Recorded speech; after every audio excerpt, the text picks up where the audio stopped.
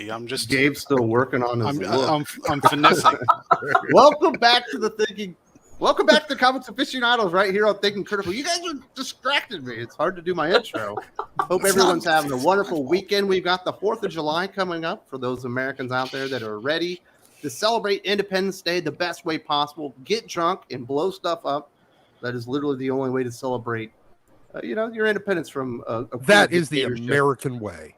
Absolutely. I wish they did that here. We just had Filipino Independence Day, and we didn't do anything for it. Everyone gets the day off and stays home. That seems dumb. But I've seen people here play with fireworks, and it's somehow more dangerous than me and my brothers being drunk. Hey, but you know who really knows how to party? France. So there you go. Stuff blowing too up soon? there. Is it too soon? No, it's It's still going on. It is Never too absolutely never Hasn't too stopped, soon to make fun of those cheese-eating surrender monkeys.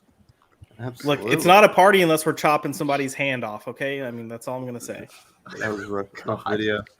Shout out to So my normally viewers. we'd be talking mostly about comic books, but this has been the worst week in comic books history. There are no good comics for the most part to speak of, and there's really not a lot of news to get to. Thankfully, there is a box office movie. There's a movie at the box office that's comic book related that's not doing so well, and basically our generation all grew up with Indiana Jones, and it looks like it might do even worse, so we'll talk about that. We'll talk about Spider-Boy. There's a little bit of comic book stuff to get to, but for the most part, the comic book industry didn't have much to say this week. But we do have the Comics Aficionado special guest here, the scooper himself, Sil Abdul. How you doing, Sil? Hey, man, I tell you, after we'll get into the Flash later, but after the Clooney drop, that's a story that I ran. I'm gonna live in infamy as an insider because I didn't ask for it; it just happened. You're the reason it doing happened, good, huh? doing good. Nobody my asked fault, for the guys. Clune to come back as Batman. No. In fact, no one ever thought it was a good idea. It wasn't a good idea. How did you bring it How together? people knew.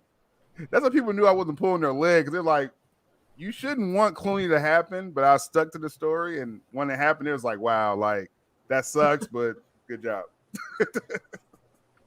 Yeah, I don't know what they were thinking there. Anything interesting going on that you haven't broke yet? You want to break any news here on the channel? It depends, I guess, on what we touch on here, right? Yeah, we'll see. We'll kind of see. I mostly do DC if people don't know, but then also I've been starting to get a little Marvel information as far as films and stuff like that. So right now it's kind of a quiet week because no films are good right now, and so we'll see what happens. What do you mean no films are good? Spider-Man Into the Spider-Verse is still out there. I enjoyed Guardians of the Galaxy Volume 3. It might be at your discount theater by now.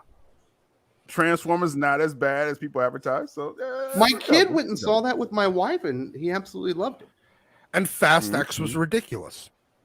Doesn't mean it was good. Yeah, the wife left me, decided to take the oldest one, went out of town to go take care of some business, and left me with the two little ones, and they went to the movies without me. The shame. That's life. Yeah. All right, so you do have a YouTube channel. There's a link in the video description. Do you have any videos or something out that came out recently that people should look out for, or maybe something coming out in the next 24 hours? Yeah, so with DC and the madness of DC, I've been covering, just looking forward to this DCU. What are they really going to do? It's sounding like it's not going to be as connected as we think, and the template for that is going to be Aquaman 2, where James Wan came out and the director of Aquaman said, it's kind of like a standalone film. We're kind of doing our thing here, not connected, no references, no cameos, but it's DC. And it's sort of what James Gunn's going to do in the future. So I have a video out on that. And so I'm going to be covering DC like crazy as usual. Hey, I've got a video coming out on that tomorrow as well. I thought it was very interesting and smart move to kind of distance themselves from the Flash, even though Momoa was in the Flash because they wanted him to be connected. But that is not the case anymore. We've also got Carrie from Nerdy Girl Creates. You are the manga aficionado. How you doing, Carrie? I'm good. How are you doing today, Wes? I'm doing fantastic. My wife is back. I'm no longer lonely. It could be worse.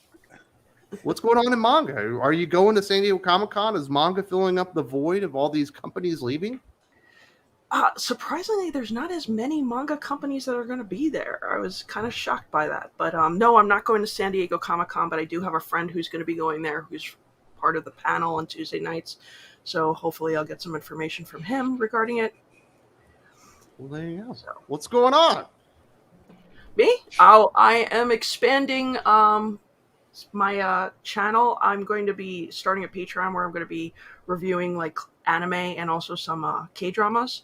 Plus, I've got Manga Monday coming up Monday, and of course, Tuesday nights is our Otaku Tuesdays, where the squad and I get together to talk about news with manga and anime. Well, very nice. And eat tacos. There you go. And eat tacos. And there is a link in the video description to her channel as well. We've also got Gabe from Weird Science, DC, Marvel, Comical Opinions.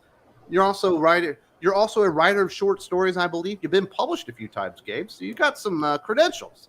Yeah, a little bit. Before we get into me, I just want to highlight and compliment Carrie on the wordplay of Otaku Tuesday. That is brilliant. I wish I had thought of that, and more people should lead by example in that way. So great. Happy to be Puns here. are great. Lots of reviews, and more reviews. I will agree with you that pretty much, at least on Marvel and the DC front, it was a wasteland this week. There was really not much of anything to crow about. I have one title that I'm going to recommend. It's a soft recommend, but I kind of liked it. Wait till the end, you'll get there. But for everything else, it's all about just trying to keep up with what's going on in Marvel and DC. Now, the last time I was on, or at least it was either me or Jim Warner from Weird Science, we talked about how we kind of got dropped from the DC reviewers approved advanced review list, and You're an outlaw comic review promotion. we're an outlaw comic reviewer. If you've watched this week, the reviews came out later, but they came out. DC, maybe we may not be on their favorite list, but that's not going to stop us. So if you've been following Weird Science DC Comics and you're wondering, hey, are you guys going to stop now that they dropped us? The answer is no. We will keep going even if they won't. So Nobody have no puts baby fear. in The a corner. reviews are here, and we're here to stay. Absolutely. If we check those guys out, lots of great stuff there. We've also got Josh McDonald from deep in the heart of Texas. Are you wearing shit? That's right. No, I'm barefoot at the moment. So, just You seem the like shit a kickers will Doc be on kinda later. guy. Yeah, What is I get it. Doc Martens or something, acting like you're a cowboy. Oh no, I've got probably 12 cowboy boots. 12 pairs. Yeah, I got quite a few. I'm all right, Wes. I feel like I'm pulling a Dylan Mulvaney. I'm transitioning right now. I'm transitioning. You're from drinking Bud the Light month and of hay transitioning, huh? Well, no, that was June. So June, I was in the month of hay and drinking some Bud Lights, and now we're going into July, and I'm moving into the month of yay and America. So I'm transitional phase. That's all it is. That's Man, I went to the store the other day, and because I'm white, someone just assumed they're like, "Would you like Bud Light?" I was like, "No, I'm not transitioning. I'm keeping my bottoms." It's interesting because I was at the grocery. Yeah, I was at the grocery store yesterday, and I saw a guy buying Bud Light, and I went, What does that "Are say you about it? sending hints now? I don't know." It's not a hint. That's a full-on Admission. yeah. Well, it's Yeah, coming I out guess the closet so. now. Are you saying that's? So you're saying now that buying Bud Light is the equivalent of a men's room toe tap? I'm wondering that now, and then I was like, well, maybe it was just on sale. Of course, it was on sale. They can't move the stuff. It's basically free right now. I mean, pretty much. I still wouldn't touch it. I'd rather drink it a Sam depends. Mid Light. If I were having people over at my house to drink, and I really didn't say it was like if I had a wife, my wife's friends coming over to drink, and she's like, "Hey, get some beers." I'm like, "I'm not paying for some nice beers for these assholes. They're getting Bud Light. It's on sale." Have a little class and get some Ice House or something. You know what I mean? I'd be like, "I'm getting Guinness for myself, though." It would be a step up to buy the white can with the blue label that just said beer. Just get the Ice House. Fair. You get a 30-pack. At least you could back in the day for $8. Probably 10 now or something. You're not classy unless you have a Natty Light. There we go. Absolutely. So, Josh, you are blowing up your YouTube channel, Pop by Culture, and I know a lot of fans of the channel like to come in here. They always request more Aaron Sparrow, and you got them covered. I do. I think one of the first things that well, actually, you had mentioned this before. Is if I ever started a YouTube channel, surround myself with smart people. So that's that's what I've done with Aaron, and he makes me look good. And I've got him every Tuesday on Culture Popped. He's my co-host for that. And starting next month, oh no, starting this month, it's July. Happy July! Starting this month, we're gonna start rolling out new shows. Not with Aaron, but in general. So yeah, I'm done with my licensing stuff for my day job, and now I get to just go full steam ahead with the channel, and I'm excited. And that is all about the pop culture with a hint of comics, but not an emphasis on comics. Not an emphasis on comics. That's correct. The show we're rolling out this month will focus on comics, but it's not going to focus on new comics. Where Gabe is like, hey guys, we're still doing reviews even though DC is not sending us review copies. I'm more like, dude, whatever with that. I'm just impressed you're still doing reviews after reading the comics, because I tapped out like 2020. I was like, you know what, I'm done. Ding, ring the bell. White flag. Absolutely. So if you need more Aaron Sparrow, definitely go to Pop by Culture. There's a link in the video description. Now we get to the last guest, the co-host of the Comics Aficionados of sorts, the only man here that doesn't have his own YouTube channel. You just leeching off me for 5 years, Doc. Absolutely. And I will leech off you for 5 more. Why make a channel when I could just go on Wes's channel? Yes. You realize how easy this makes it for me, right? I just have to do show all up. the work. Yeah, and You never made a thumbnail, never thought of a video title, never thought of an angle to attach. Hey, I've thought of a story couple with? of video titles. Fuck you. Okay, yeah, you're right. You thought of a couple of them. I probably had to censor them, but you know. Yeah, more than likely. Oh my goodness. Choked out a couple more heaters, fuck. Doc, especially with all the dust that's raining down on your city. Thanks, Canada. Yeah, thank you, Canada. Yeah. Fuck you. Quit setting your country on fire. I mean, seriously, I'm tired of this shit. There's a controlled fire. It got a little out of control, Doc. What are they saying? Yeah, they said the same shit about the last one or the other one, except for there were like 93 people arrested for arson. This Like, one actually Doc, wait a minute, was set wait a by minute, an Doc. all-female firefighter brigade. They needed. Doc, you got to take it easy. Canada has a high French population, so they're in a sensitive place right now. Yeah. Yeah, well, fuck the French. Dirty horse eaters. Man, I feel bad for them. I would hate to have that going on in the streets. I'm praying for those guys and that everything works out for them. I don't want anyone to get hurt or get their hand chopped off or all the other weirdness that I saw going down there. I mean, look, they kind of earned it just by being French. Oh gosh. Shout out to my French viewers. Much love to y'all. Yeah, we got nothing against French people. Yeah, this is a French friendly channel. Yeah, they Fuck have like it the is. best chefs in the world. They're responsible for most of the best. Yeah, they get to cook frog and horse. I'll say my channel. My What? channel's What are you talking friendly. about? I don't know about this channel. Frogs are delicious. You never eaten frog legs, Doc? I have. They also eat horse. Tastes like chicken. Yeah, it does. Jesus, Doc is such a city boy. You know what I mean? No, You never went out and Settle gigged down. your own frogs and fried them up, skinned them? never really appealed to me, sir. Exactly. City folk, man. No, just not Southern folk. I'll go I'm not from hunting the other. South, and I've done I that. was about to say. I'll go hunting for anything else. If all I have to do is pick it up off the ground, that's not even like interesting. Are you talking about frogs? Frogs don't do that. You have to take a spear and you spear them out of the pond. And then you like put your foot on them and you pull it out and they're like heart and lungs come out with the spear and everything. You can also just pick a frog up off the ground. They're pretty fucking easy to catch.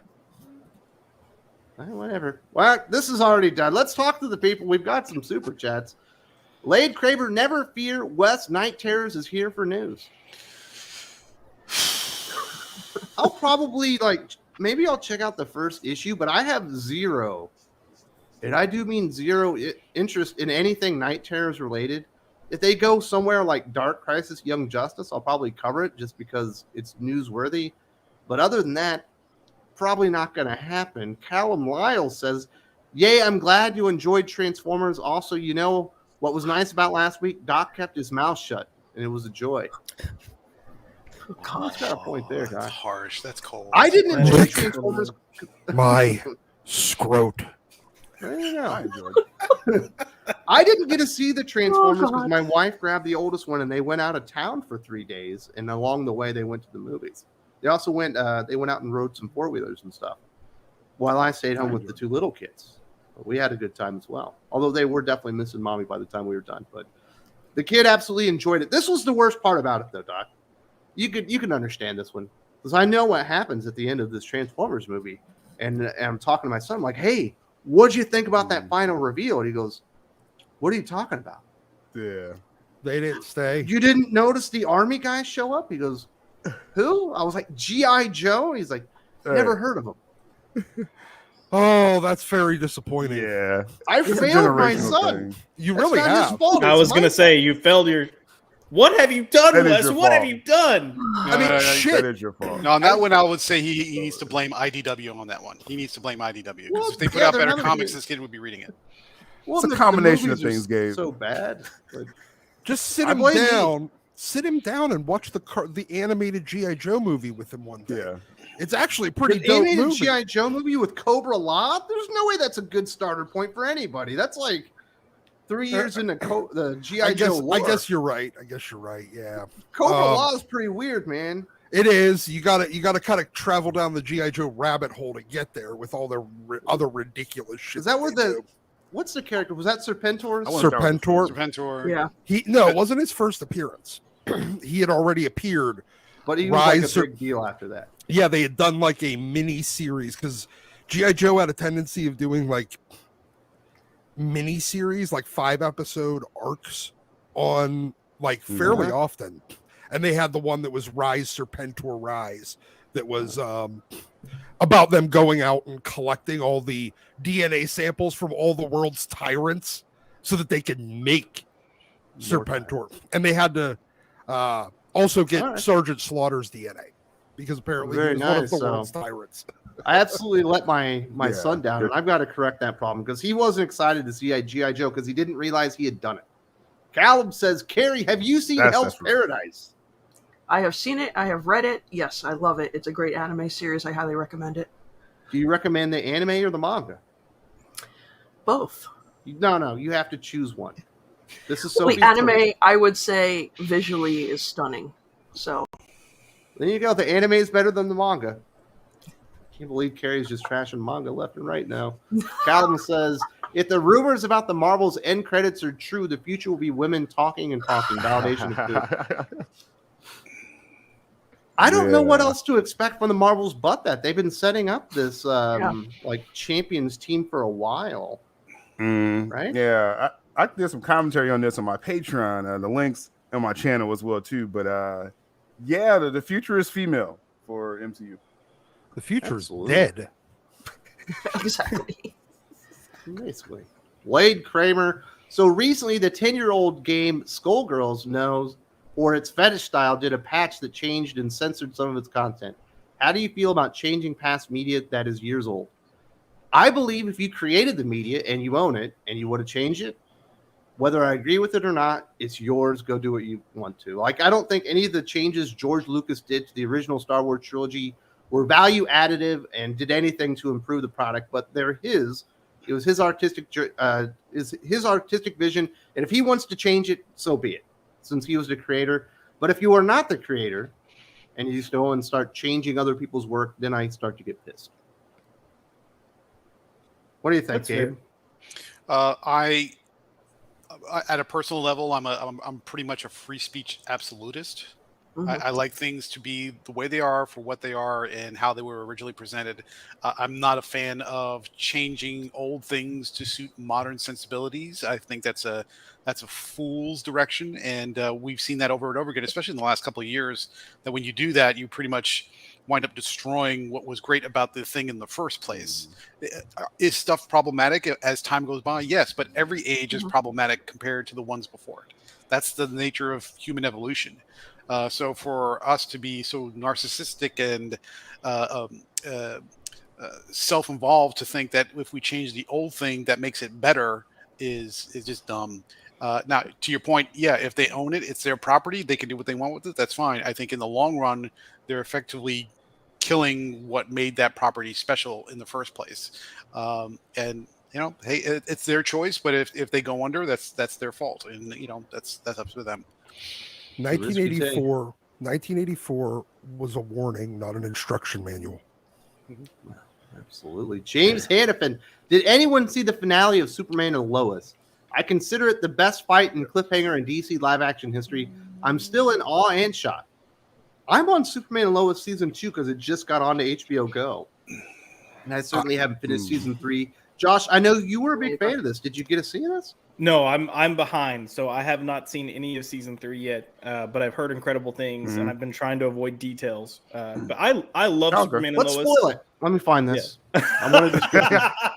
I can totally spoil. I can spoil it for you if you guys, want. I'm If you want the details, I can give it to you. But All right, Gabe, is it the best cliffhanger in DC live action history? well, I mean, it's certainly a cliffhanger. That's No. for sure. I believe I saw an image, so I kind of know what you're talking about. I'll spoil it. I mean, Josh, are you okay? I'm going to spoil it. I'm gonna It's run not and that grab bad a of a drink, so then spoiler. you can spoil it.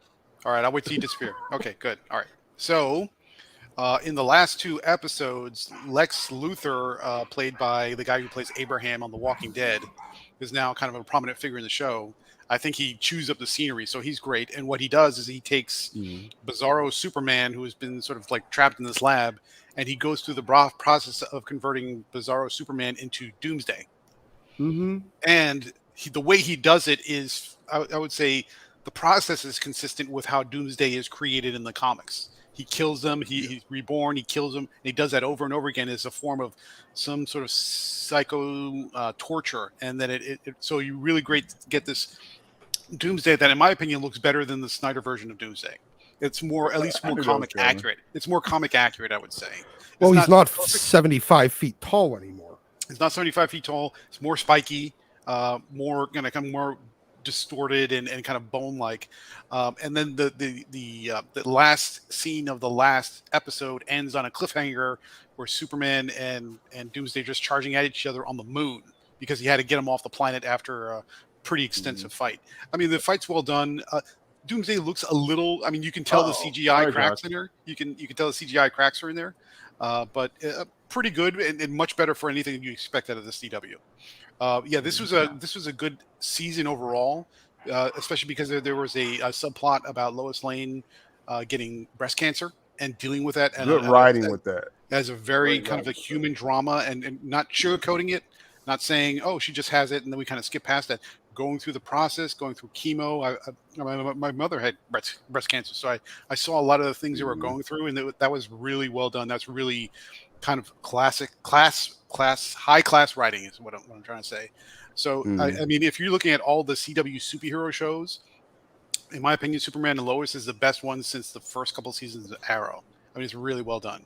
Now, of course, they're produced by HBO, technically speaking, not CW, so that probably has something to do with it. But if you're looking for kind of like a really in-depth, well-structured, layered, character-driven and story-driven type of series, that's a good one right there. And I think they've been renewed for 4th season, if I remember correctly. Yeah, a shortened, abbreviated 4th season like the Flash final season got. That's what Superman and Lois is going to get. So happy for that. Real quick, the cliffhanger. I thought it would have worked better because with Doomsday, Superman has to die, right? And a moment in that fight, they thought his heart stopped. Superman's heart stopped. It should have stopped. It should have ended right there. That would have been a nice cliffhanger. He revived, and then they did the whole moon thing. I was like, I think they were shit out of that for Josh after he left, not to hear it. Yeah, they were trying to homage the death of Superman, but they didn't want to go too far or too close to it. It was. I will say this, Zack Snyder, if you want to know what Superman really looks like live action, don't watch your Man of Steel movie. Go watch Lois and Superman, and they'll show you how it's supposed to be done. Callum Lyle says, do you think Tom King's Wonder Woman will be about him projecting how much he hates his own daughter? Oh, wow. Remember, Mr. Terrific was happy his died. I imagine Tom King doesn't hate his own daughter. I mean, probably. You would that's my imagine comic that. recommendations. Trinity is insufferable. You would imagine that, but you'd be wrong. Well, you don't know the guy. He's a miserable writer. Everything he writes is miserable. And shockingly, this new character that he created, that's the daughter of Wonder Woman, is a miserable character. Just miserable to be around, miserable to read. So I don't know, man. I don't want to put, I don't want to place malice where it could just be he's a shitty writer that does the exact same thing over and over again, and he just doesn't know any better. But that's a terrible character. Cal, Doc, this is for you.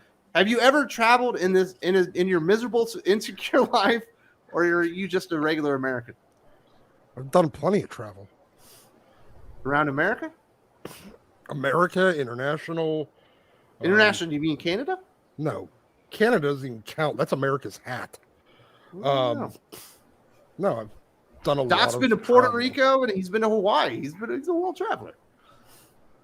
I've been plenty outside of America, a lot of Europe, and a lot of Asia.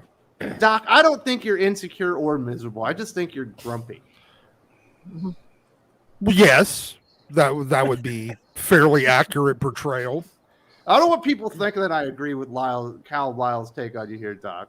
But yeah, Doc's got a lot of stuff going on in his life.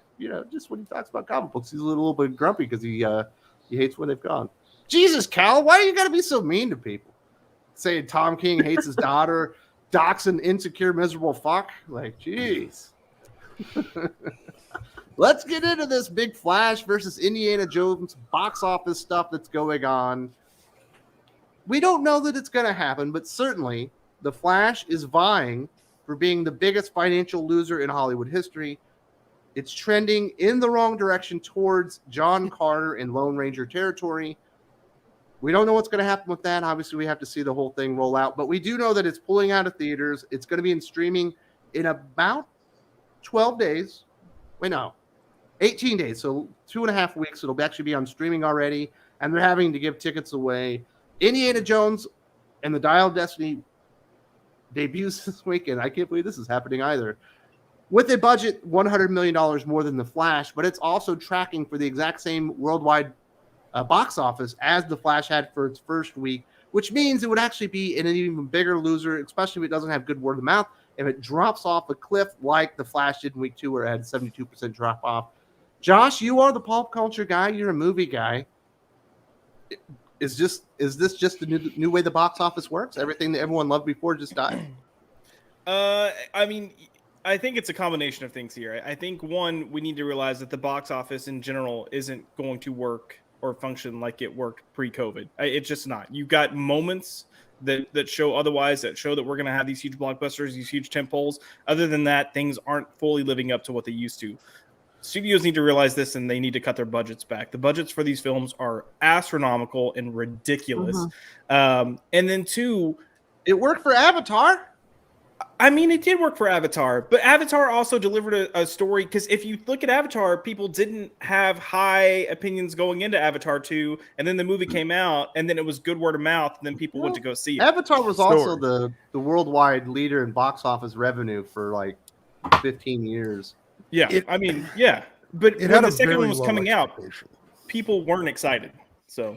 I was better excited. story I like Avatar. is the key right there. Story. Yeah, I mean, Avatar is also under James Cameron's control, so it's not like it was just given to somebody and they had all these shenanigans with creative control and people coming in and out. I mean, that's James Cameron's baby, and he's a proven winner at the box office, so it's hard to argue with that. And he also gave a respectful story that respected his characters. Whereas, we've seen Marvel doing it lately. Now DC's doing it. We've got other franchises are just, shitting on what's come before, forgetting it, and things aren't true to what they're known to be. And that's turning a lot of people off. The people that will be guaranteed audience members are now saying, screw this. Like, you don't want me here. You don't want me to see this. I'm not going to go see it. Well, I look at it like this. Avatar 2. There was nobody that was a hardcore Avatar fan by the time that movie came out. There wasn't a generation of nostalgia and long time. It was not a very established franchise that requires you to get the evangelization of the original fans in order to sell it to a new generation. It was a 12-year-old film that nobody was super into or anti, except for the fact that it was, hey, cat people and cool CGI. That was the best it. 3D movie that was ever made. Yeah, It was great. But there's nobody that's a giant, like, I love 3D evangelist either. Everybody's like, okay, it's a 3D movie. There's nothing there. There's nothing there to fundamentally shit all over anyone's childhood in the process of trying to sell this, because Hollywood keeps doing this thing where they make properties using old things that demand the evangelization of an existing audience, and then they give the middle finger to that audience and wonder why it fails. I mean, it's not that hard. Although I do find Avatar just looks cool. Yeah, Avatar was a movie that when Are the you original saying one came Avatar out, was successful because it didn't have a built-in fan base? That doesn't feel logical, Doc. I'm saying Avatar was successful because it didn't. Well, it didn't have. Yes, you are correct. It didn't have a huge built-in fan base that it was marketing to. It was, Why hey, was we're doing Transformers successful? That was a bad movie and it made money. because it didn't shit all over China. everything about Transformers. Nothing there like fundamentally broke the Transformers mythology. It didn't. Shia LaBeouf, but Yeah, okay, sure. yet, I guess. Yeah, but he was kind of a stand-in. He was kind of a stand-in for that little kid from the fucking cartoon too, whose dad was the oil worker. You remember that from the original? Spike? Yeah, Spike. That was his name. Wasn't that the dad's name? Was for. But my point is that there's nothing to really offend or to market on other than, hey, this looks cool. Whereas Indiana Jones is, hey, it's that thing you liked. It's marketing using member berries, but then stomping on the member berries and then wondering why the people that needs to be marketed towards reject it. It's not complicated. They're doing. Shouldn't be. It shouldn't be. I mean, to anyone with even like 5 seconds of marketing experience, hey, the people that we need to kind of be out there and selling this movie on word of mouth for us, yeah, we can't really make them upset. Although I do find it greatly amusing that there is a Flash versus Indiana Jones, and it's a question of who's going to win the race to the bottom, and one of the characters is the Flash. It's crazy because still, like, one of the things that makes no sense to me, I believe the upcoming Aquaman movie costs $200 million. Obviously, the Flash costs $200 million. Indiana Jones costs $300 million. And you can kind of look at Aquaman. You're like, well, it kind of makes sense. Basically, it made $1 billion based mostly on Asian people going to the box office and supporting that movie. But then when you look at Indiana Jones, that movie never released in China. They've never actually even seen those films. Like, the Chinese box office didn't open until 20 years ago, and they didn't even release Kingdom of the Crystal Skull in there. Why wouldn't you take into consideration that perhaps this audience out there that has made the Fast and Furious a franchise, that has made the Transformers a franchise, and made Aquaman an enormous success, more than likely wasn't going to support this movie because they'd never heard of it. They were projecting it was going to bring in $3 million in China. Why would it have a budget of $300 million? Yeah. And that's why we said this whole versus thing, because I think Indiana Jones is going to do better domestically than the Flash, Yes, but the very Flash much is going to have a better international than Indiana Jones. So it's like a wash right here. Like, both films are going to lose tons of money. The Flash is closer to $300 million too, as well, for production because of COVID delays and stuff too. So yeah, it's a wash for both of them. I think which audience gets ticked off more is probably a better question. And I think that's the Indiana Jones franchise, because the fans are being mocked. I'm more of general audience for Indiana Jones, but I could feel the core base being mocked throughout the entire Indiana Jones film, and I think it left a bad taste in people's mouth. So you went and saw it? Yes, I did see. Yeah. Are you recommending it? Yeah. Okay. So what I would say, because again, choose I'm my more of a words general carefully. person. I think Last Crusade is the best Indiana Jones experience I had personally. I know people say Raiders. I put them both up there. Temple of Doom was like, moments. I can't put Dial of Destiny over that, but the opening sequence is amazing. So I think if there's any like remote interest in the franchise for Indy, you should go see this. It's not the best ever, and the opening is great though. I think because I like in Last Crusade where it opened with a young Indy, River Phoenix. I thought it was a great sequence. I think Dial of Destiny opens better, but then Well, it's for a 2.5 reasons, it hour just movie, and goes that off a cliff. opening sequence is only 15 minutes. Yeah, so that tells you a lot right there. Get your ticket, go see the trailers, go see the Aquaman trailer, go in, watch the first 15 minutes, and then nope out, go to the arcade. Yeah, go jump in another movie or something. Because you're not going to miss a lot.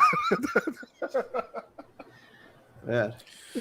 Josh, did you get to see this movie? No, I'm seeing it tomorrow, but I've heard similar things. So people that have seen it have pretty much said that it kind of abandons a lot of what we come to expect from Indiana Jones, to the point too that they tried to go to modern day and like, let's explain this mystical thing and let you know that it's math. It's not actually magic or mystical. It's just math. So then you have, so then you have like portals opening, in the sky leading you to different times. But don't worry, it's just math. Oh, great timelines. Yeah, I've had friends that were like, just like, we've been on this journey of mystical things for 4 films now. Don't abandon it in the 5th. But yeah, I hear that Indy gets Yeah, he quite a opens the bit. Ark of the Covenant and everyone's faces melt off. Yeah, I mean, we Josh, love that. really We were there math for and that. science. It makes there. it worse. They abandoned it, Josh, and like even Indy, it's like dialogue on the film. He's like, I've seen basically magic before, and they still try to abandon it in the film. It's very weird. Yeah, very weird. no, can't. What is this like weird obsession, Gabe? Maybe you know, because I think you're the elder statesman of the panel here. What's this weird obsession with taking these older heroes that have been amazing, that were icons for generations, like an Indiana Jones, a Luke Skywalker, the 2 examples we'll use here, and then when you bring them back, which is supposed to bring in this audience that have been missing these characters, they're just miserable fucks. Why couldn't any of them have been successful with their lives? Like, why does everyone have to like retrograde down to orders of magnitude worse than when you met them 20, 30 years ago?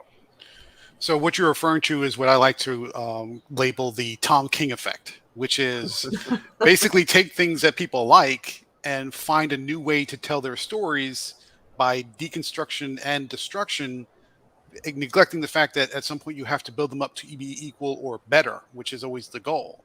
But if you leave out that last half, you wind up with things that just make people angry.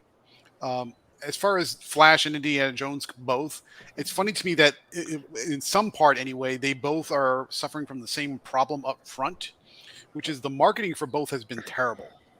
You may have seen a lot of commercials. You may have seen trailers and snippets and interviews and all kinds of stuff. But up front, if you look at the trailers, and I think people vastly underestimate the power of a good trailer.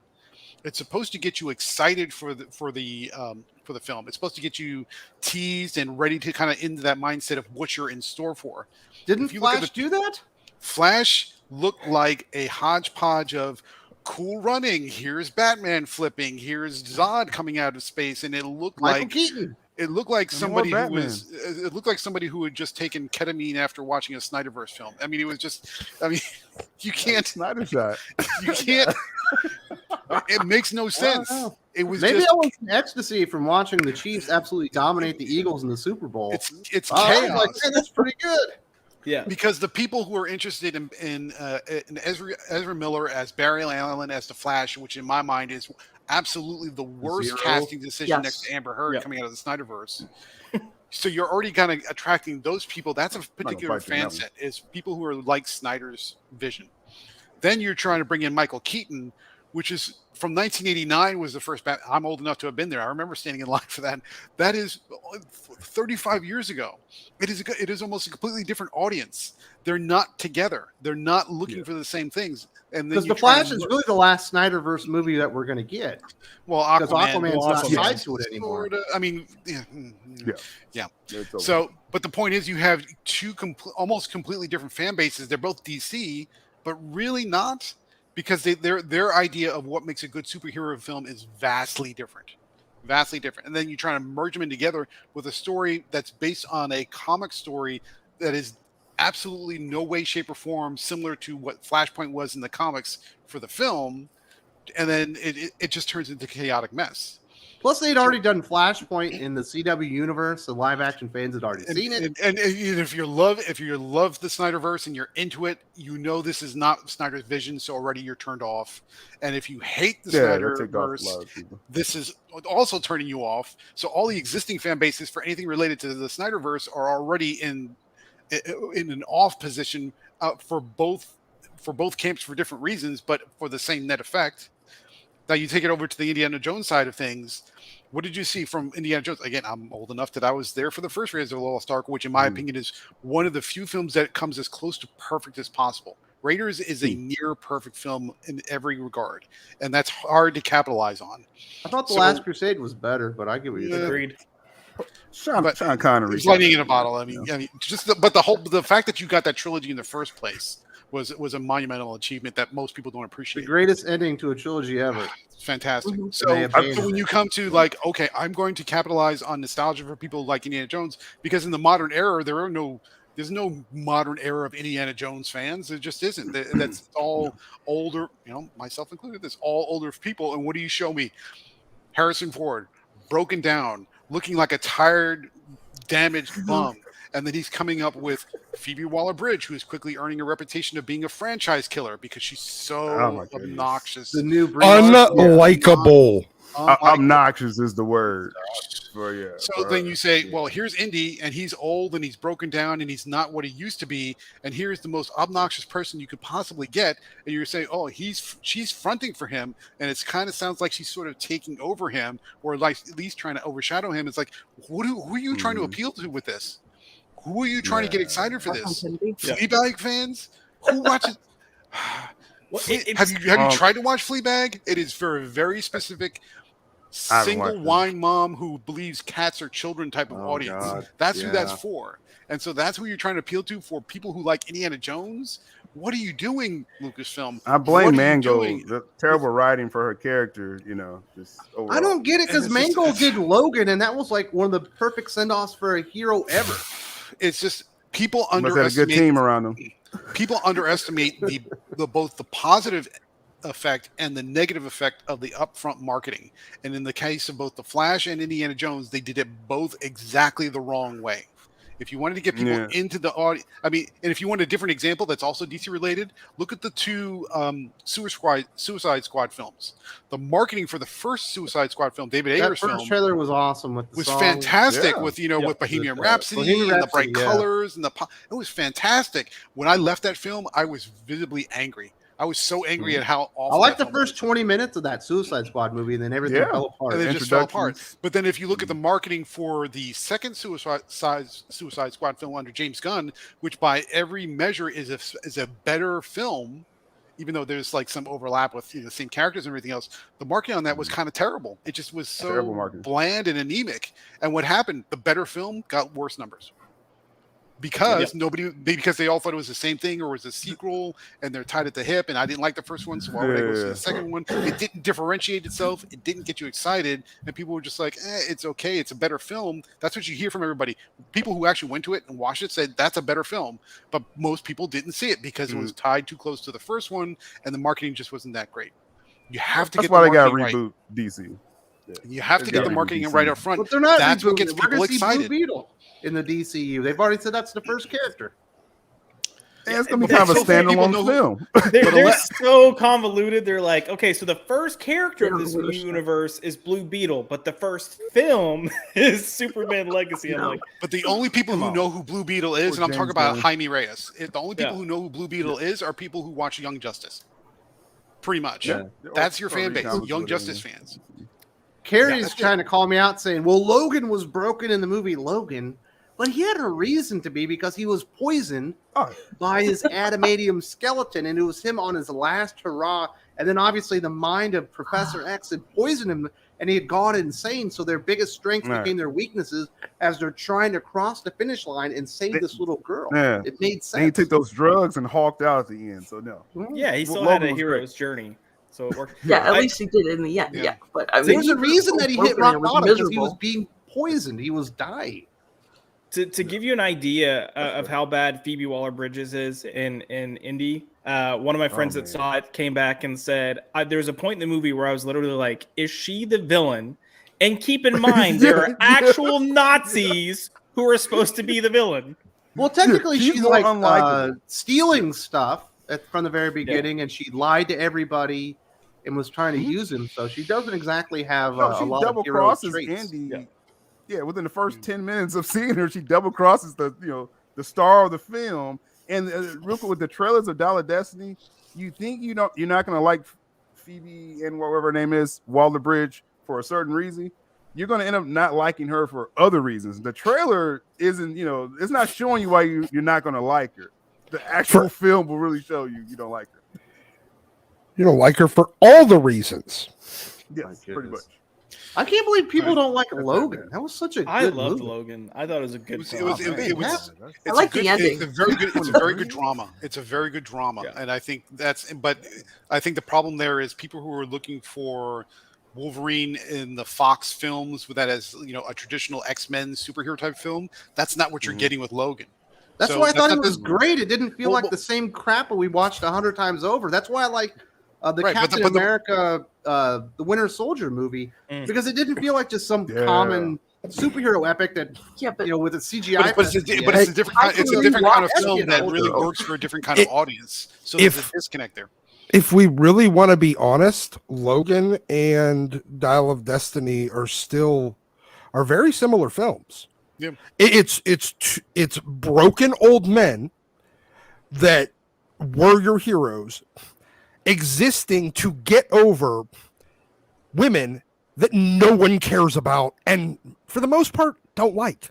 No, there is zero people that can sit there and watch Logan and say that they actually liked Laura. There was nothing like no. You can say that you didn't dislike her. You can say that you were you maybe felt a little bad for her. No one there was no people that have ever watched that movie that came out of that and said, that Laura character, I really want to see more of. Rami why? Salami's saying that he did, so there's the least one. I Okay. liked her, and She I didn't think- do anything. She was a wasn't my problem. passenger in the fucking movie. but she did. That was the whole point. Like the part of the whole Yeah, point moments. was her finding her humanity, and she Mhm. does at the end.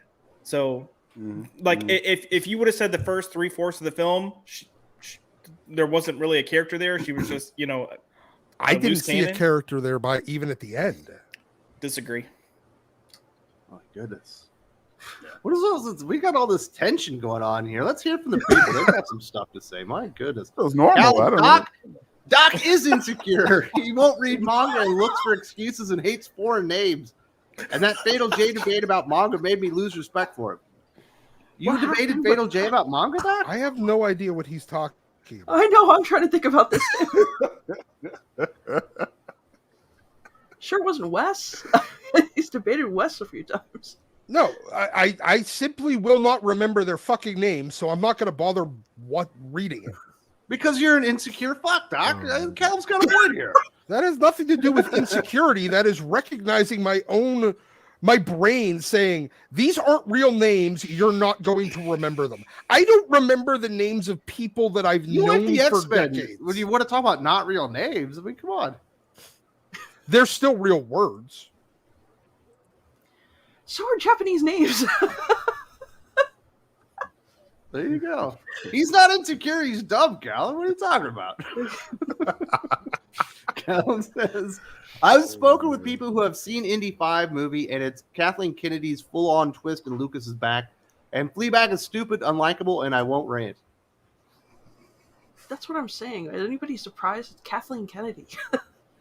Yeah. Supposedly, Yeah, maybe she- she's stepping she down. earns That's this. the big rumor that she was going to be stepping been down going on after for- Indiana Jones and the Dial of Destiny because she Yeah. wanted to go out on a high note. That rumor has persisted probably for should like stay. 5 years. Thank you, Doc. No. Thank you, Doc. There was one that came out mid last year Yeah. that had a lot of different sources behind it. I think a lot of people are hoping she steps down, and like again, it does happen like every other year, but we'll see. Look, I mean, Kennedy and Frank Marshall, by extension, right? That producing duo has been tied to the Spielberg star for decades. They're as close to producing royalty as you're ever going to get.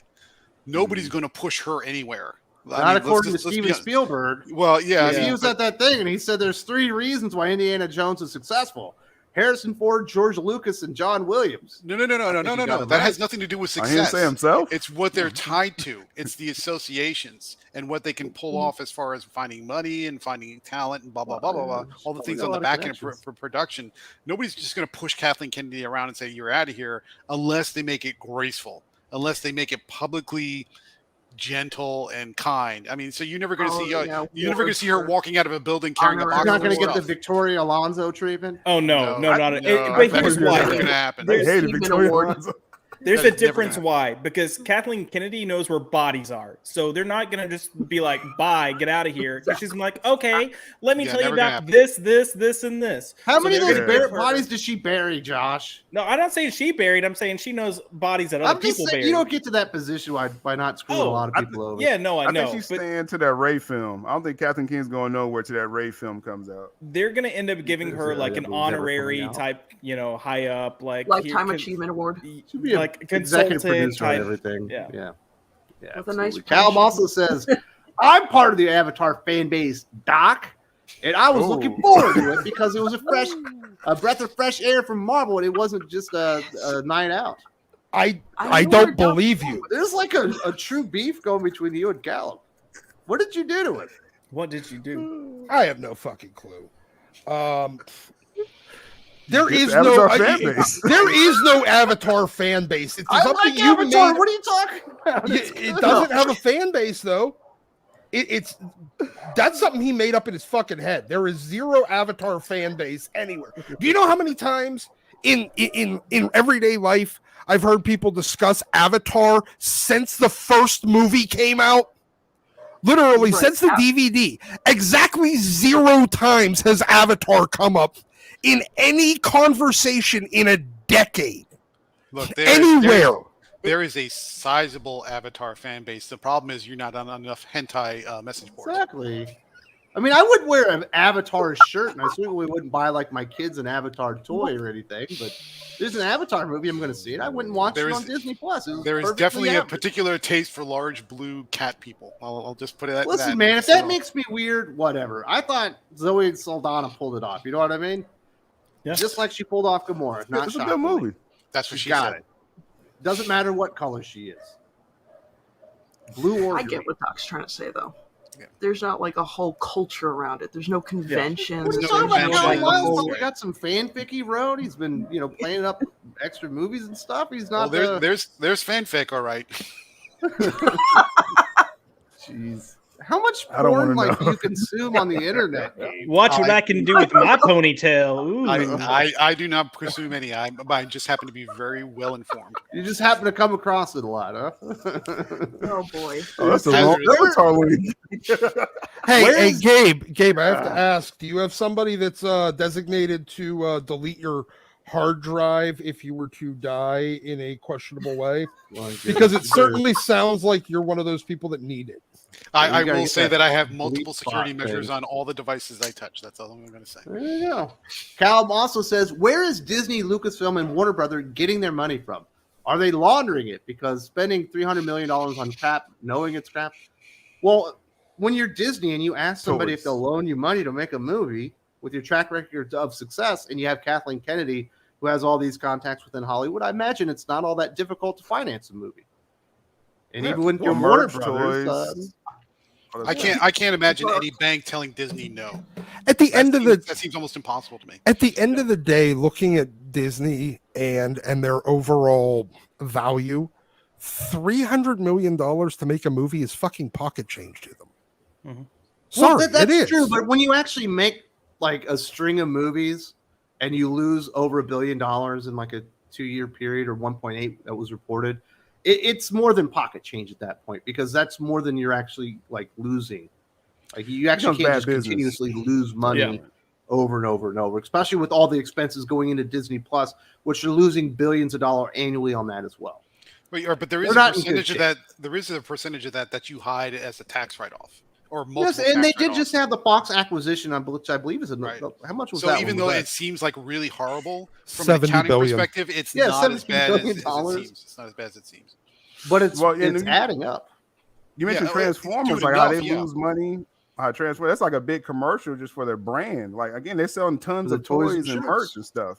It makes up for this stuff. Absolutely. Dylan Lindsay, finally a little love for Doc.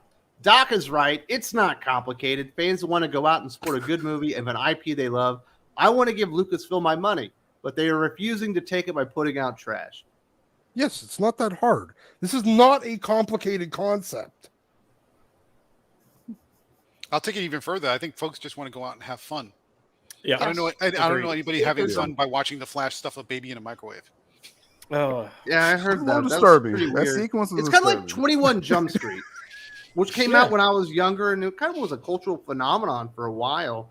You know, made the acting career of Johnny Depp at least got it started after, I guess, Nightmare on Elm Street. And when they were coming out with the 21 Jump Street movie, and you're like, Jonah Hill? Like, what the hell is this? But then when you finally see the trailer, and you're like, okay, it's not 21 Jump Street like I remember it, but Right. man, this looks like it's kind of funny, and you go see it. Mm. And sure, it doesn't feel like 21 Jump Street from the show, but it's even better because it was absolutely hilarious. And it funny just felt thing, like a good time, and it didn't matter anymore. yeah. What's up? Not so Slim Shady. That was great when they show up and Jonah Hill was the nerd in high school, Yeah. but now because he's like socially Yes. conscious, he's the cool guy because to try to figure out which shoulder to put their bags on. It was great. We all remember going to high school. Yeah. So, but I think it was the emphasis on fun that saved that. Nobody was caring that it didn't Mhm. feel like 21 Jump Street anymore. At all. Yeah. And they also did not sell it on, hey, all of you giant 21 Jump Street fans, you really need to come out and support this movie. They basically picked up what was the equivalent of a dead IP. I mean, really, had anybody talked about 21 Jump Street in 20 years? I do want to apologize for Cap'n R. I don't know who that guy is. I never really Yeah. seen him in here, but he's been permabanned from the channel. Not sorry I didn't pick up on that sooner. What an absolute jerk off. Yeah, what you don't know is that's Dan Slott's burner account. So Well, whatever, man. Get out of here, Dan makes Slott. sense. You're a loser too. So it's probably not complicated, and you don't have to be completely reverential to the original IP if you actually do something fun. I think that's the big problem. There's nothing fun about any of this stuff. It's just Still kind in of there. miserable. Gallup says, what I liked about Indiana is he doesn't believe, and yet he changed. You betrayed Shiva and found the Holy Grail, and he questions himself. That's all you liked about Indiana Jones? I thought there was a lot more stuff than that. It should be more than that.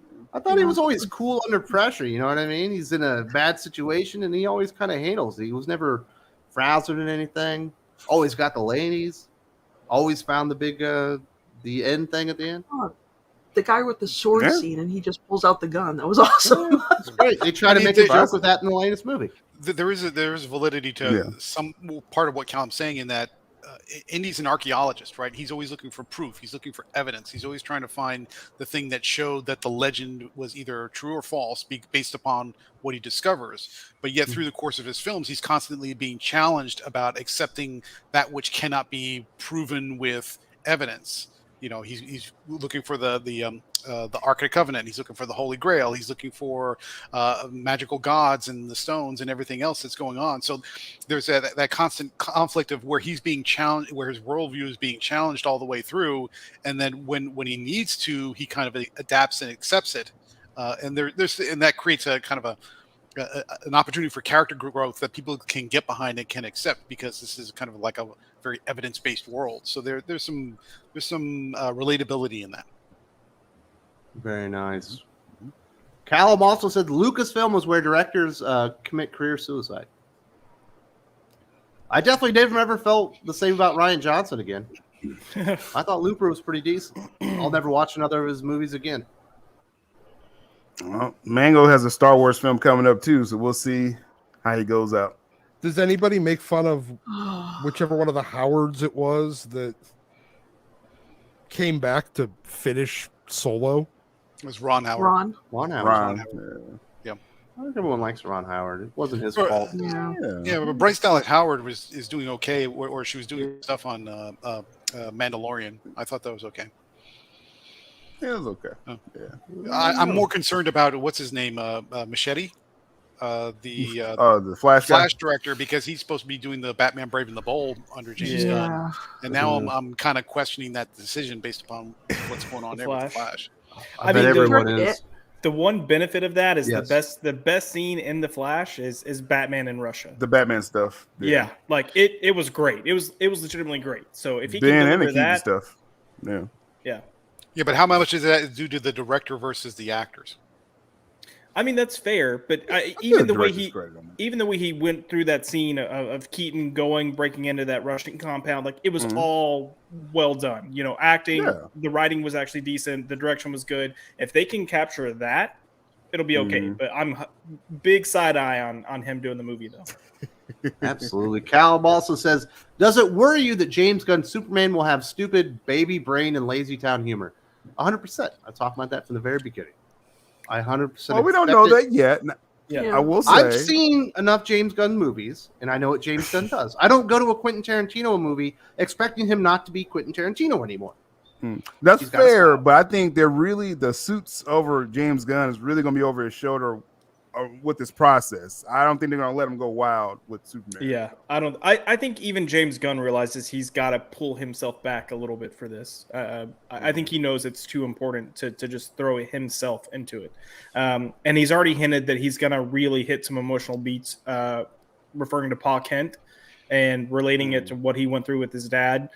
So I think that could be really, really good.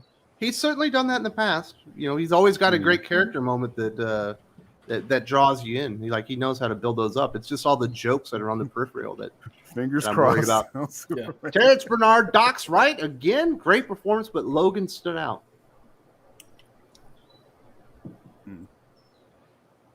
How are you right, Doc? That Doc's burner? Because I'm right. I don't know. You said you didn't like Logan. No, I said that they're the same movie. They have the Yeah, same he didn't say that. the same thematic beats. Now, I don't mind Logan. I think he's talking I thought about it was the an all right daughter here. What's her name? Laura. Laura, X-23. Yeah, like She had a great performance. Great. Maybe, but she didn't do anything, and nobody liked her, regardless. At the end of the movie, When she started screaming in Spanish, I thought it was funny. Remember that? I thought it was funny when she finally spoke in English. And he was like, "Are you fucking kidding me? This entire movie?" Calvin says, Fatal J said manga is comics, and Doc was antagonistic about it. Japanese names are boy. names. Learn to travel more. once Really got again, him going. oh, are we gonna do this again?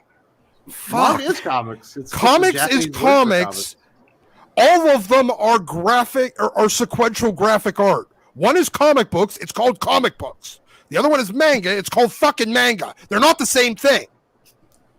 The end.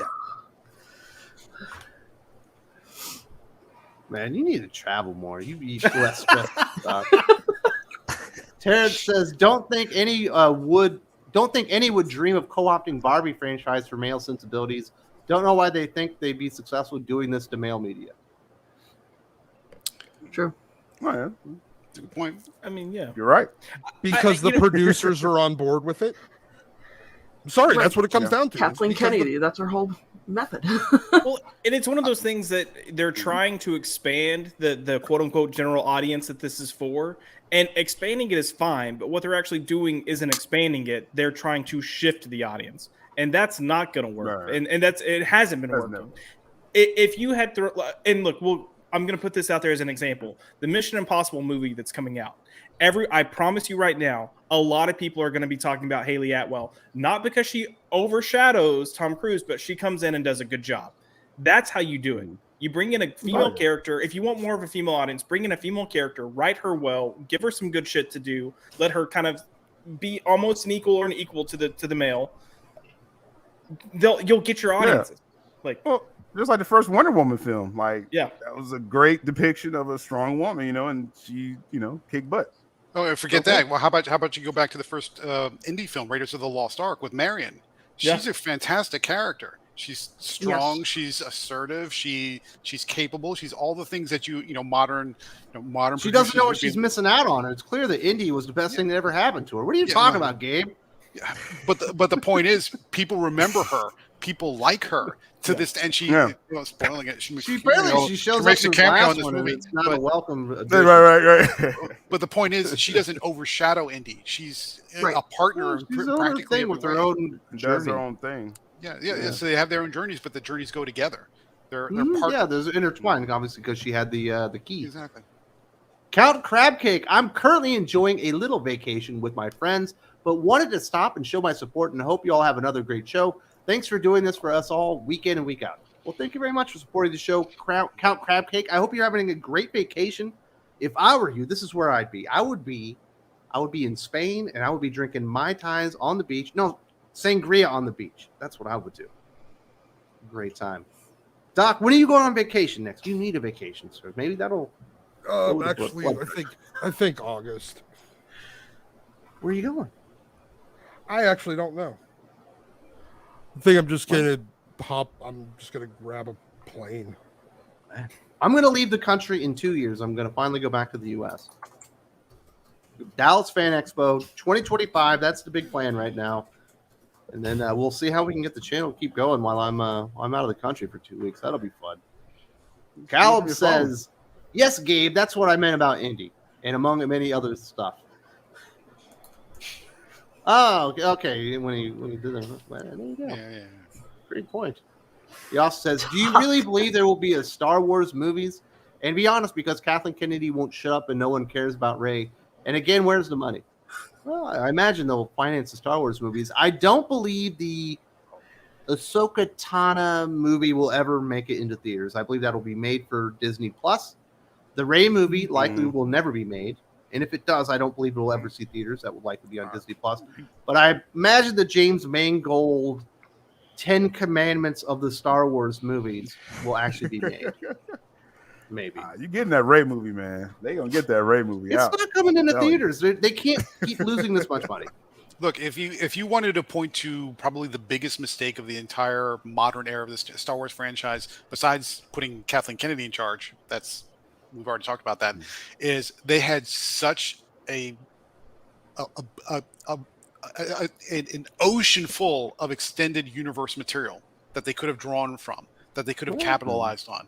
Not hear from Kathleen Kennedy. She's like, what are we supposed to do? We don't even have comic books like Marvel. Exactly. You had Knights of the Old Republic. You had all the Old Republic stuff. You had everything that was new and forward thinking. Yeah, the Rogue Squadron series. You have the Heir to the Empire, which is one of the best, novelization Dark trilogies Empire that followed the Dark Empire. You had Thrawn trilogy.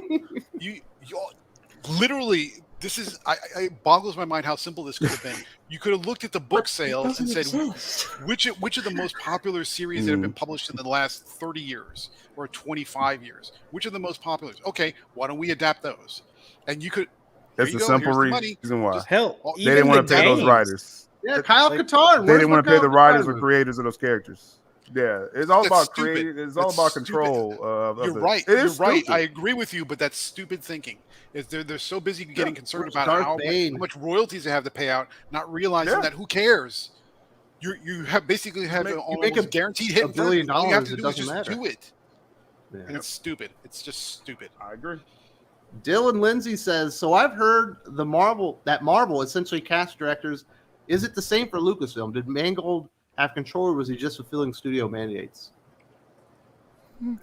I mean, does he want the blame for Phoebe Waller-Bridge? Because I'm just saying, I put that on Mangold, but if he wants to blame Kathleen Kennedy, cool. Well, I mean, if you believe the public stuff, it was not George. It was Harrison Ford that pulled for Waller-Bridge, is what I'm hearing, and that was he's made comments to the fact that it was his desire to put her in the film. I figured out why. I know why. I know why. Turn the volume down. Because it's very simple. Every time Harrison Ford has to get forced to revisit something, he wants to murder that franchise. Yeah, but he wasn't forced. So back in 2019, they were talking about just rebooting Indy, and he threw a shit fit because they were in talks with Chris Pratt to play Indy, and Harrison Ford was like, "Not while I'm alive." He wanted it. Oh no, he just didn't want anybody else to do it. There's a fair. Marvel. To follow up what Dylan's saying here, Marvel definitely do cast directors. Yeah. But it appears Lucasfilm sticks with directors that can actually put up with Kathleen Kennedy. We've had a plethora of Lucasfilm directors actually exit stage right. Lord and Miller stand out. Also, the guy that did the Jurassic World reboot was another one of them. So, I was going to say to Dylan's comment, it's my understanding that Kennedy wanted a female character like this in there.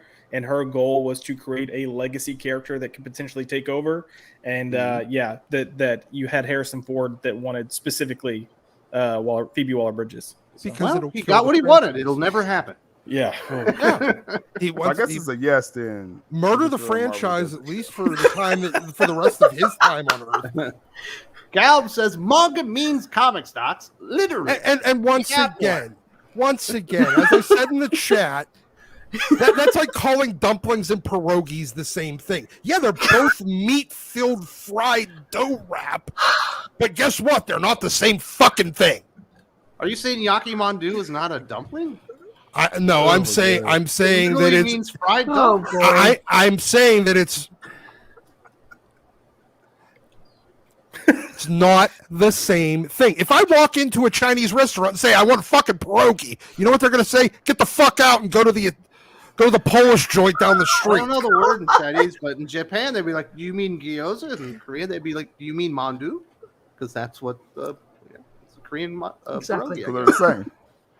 I get hungry, but they are all very different things. This is a different take on the exact same concept. Yes. I like comics and manga. Yes, they are. Yes, they are different takes on this. Right? They are different takes on the same thing, and that thing is graphic sequential storytelling. Not comics. Chris J827. Hey, comics aficionados, have you seen those videos on the new Superman acting? He seems legit. I just hope the script will be good. Well, he seems legitimately look like a younger version of Henry Cavill, and I think that was smart. Yeah. Although some people said he looks like call him Junior. Welling. Junior. According to what he went to Juilliard. He's gonna bulk up. Don't get too excited. He went to Juilliard. He's got to have some acting chops, and I'm not gonna say I'm overly impressed with his acting. He's getting better with each project, but I will say when you're going from stage where the goal is to be big and then go to film and you're constantly told smaller, there's an adjustment period. I think there's a lot of potential there. So I think he can do a good job. We'll see what happens. Brandon Routh didn't do anything in his Superman movie. Some people liked it, so the bar isn't all that high. Yeah, Gal says the only strong independent female character I can think of is T-Rex from Jurassic Park. Wait, wasn't Blue the Velociraptor a female as well? I believe all the dinosaurs in Jurassic Park are female, right? So they don't breed. Life finds a way. Yeah. Never mind. What are you gonna do? Look under the skirts? Yeah. I remember that. Dill Lindsay, didn't Disney buy Marvel because it wanted more male-centric IP? Now it seems like they're going out of the way to make it female-centric. Yes, they bought Marvel because they wanted that to be their version of princesses for boys. Obviously, superheroes being the standard. Yeah, and keep in mind, that was Bob Iger. That was Bob Iger's doing. When Bob Iger left, that's when shit really started hitting the fan. Bob Iger is back and reining shit back in. But he's got to find someone that can replace him and keep everything intact. And what the changes we're seeing him make, or that he's making, we're not going to see until 2 to 3 years from now. So just get ready. Like, you'll see minor changes, but the full effect you won't notice until 2 to 3 years from now. Man, it's good. It sucks that Doc is gone because Eric asked a really good question. What's the Japanese stromboli? Or Is do we it want to sushi? know what's responding? I'm what just I'm saying? imagining. I'm imagining Doc going to a sushi restaurant, and they're like, "Would you like some sushi?" He's like, "I don't want none of that shit. Give me that raw fish that's wrapped in rice." Because he refuses to Not say the same thing. I want Japanese stromboli, damn it. So for California everyone style. for everyone who's just joining, yes, this is a comics review show. I know it seems a little confusing about the topic, I but just yes, can't that's what wait we're till talking when about. Doc goes to a con. It's mostly manga.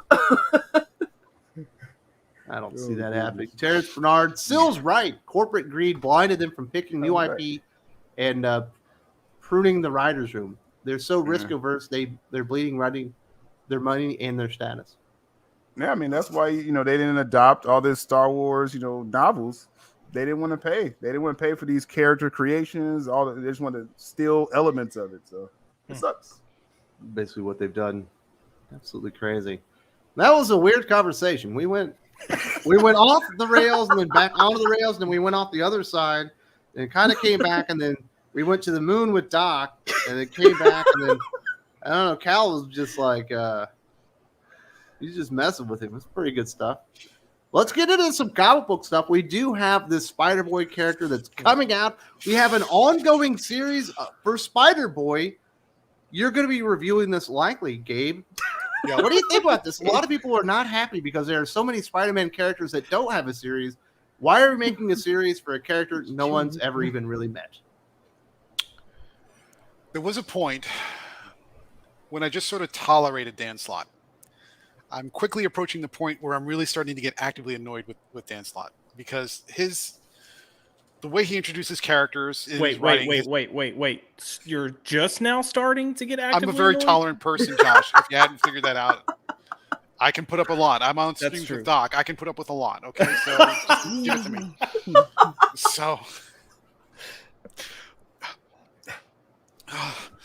okay, Spider-Boy is right now a nothing character. It is a nothing character. It is a paper doll. It's a placeholder. That's all it is. Cash grab. Call it what you will. It's nothing. It's a one of dozens of Spider variants at this point. The vibe I get, and I think I tweeted this out or something, is that Marvel's trying to cash in on the precocious young Damian Wayne kind of vibe with this character. Maybe not. We'll see, because he's a little bit snarky. He's definitely disrespectful to adults and all that stuff. But Dan Slott keeps going on these speeches, soapboxes, whatever you will, that people love this character. He's super popular. That's what I keep All the issues saying, where he's Gabe. appeared in have sold out. And my response over and over again is no. First of all, selling out today is not what it used to be, because Marvel only prints what they have to, and going to second print is not the big deal it used to be. That's number one. Number two, he's only appeared briefly in Spider-Man comics.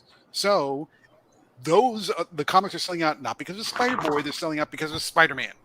He just happens to be there incidentally, and in almost every case, it's just been like a brief cameo that means nothing. He hasn't participated. He wasn't effectual to the story. He hasn't been anything other than a presence in a corner in a couple panels, and that's it. So this last Spider-Verse event, I'm sorry, Dave, that last Spider-Verse event? Right. Yeah, it's the end of the Spider-Verse. Sure. He just showed up at the end. It's like, I've been here all the time, and so then Dan Slott, which of course is ridiculous. And then Dan Slott comes along and he's like, this is super popular. Of course he should get his own series. Marvel looked at the sales numbers and this is completely justified. And everybody loves Spider-Boy. And stop, Dan Slott. Please stop talking. Please stop talking, Gimli. Please stop talking. Gabe, You just who can't stand created it. Spider-Boy? Who Stan created Slott. Spider-Boy? Stan Okay, Slott. well, it all makes sense then. Okay. All right. I see why he's pushing it then. Yeah. So I would say this is yet one of umpteen number of examples where they create a new character, and it doesn't matter if it's Stan Slott or anybody else. It's just somebody creates a new character, and the publisher tries to ram it down to everybody's throat to say, this is the best character. It's super popular. It's a breakout hit. Everybody loves this character, and everybody else who's sitting around who actually reads this stuff saying, what are you talking about? I don't hear anybody buzzing about this. I don't have anybody saying who's, it's the big mystery. What's the real identity of Spider-Man? Nobody cares. Nobody cares. Yeah. It's another Spider-Man. People want Ben Reilly.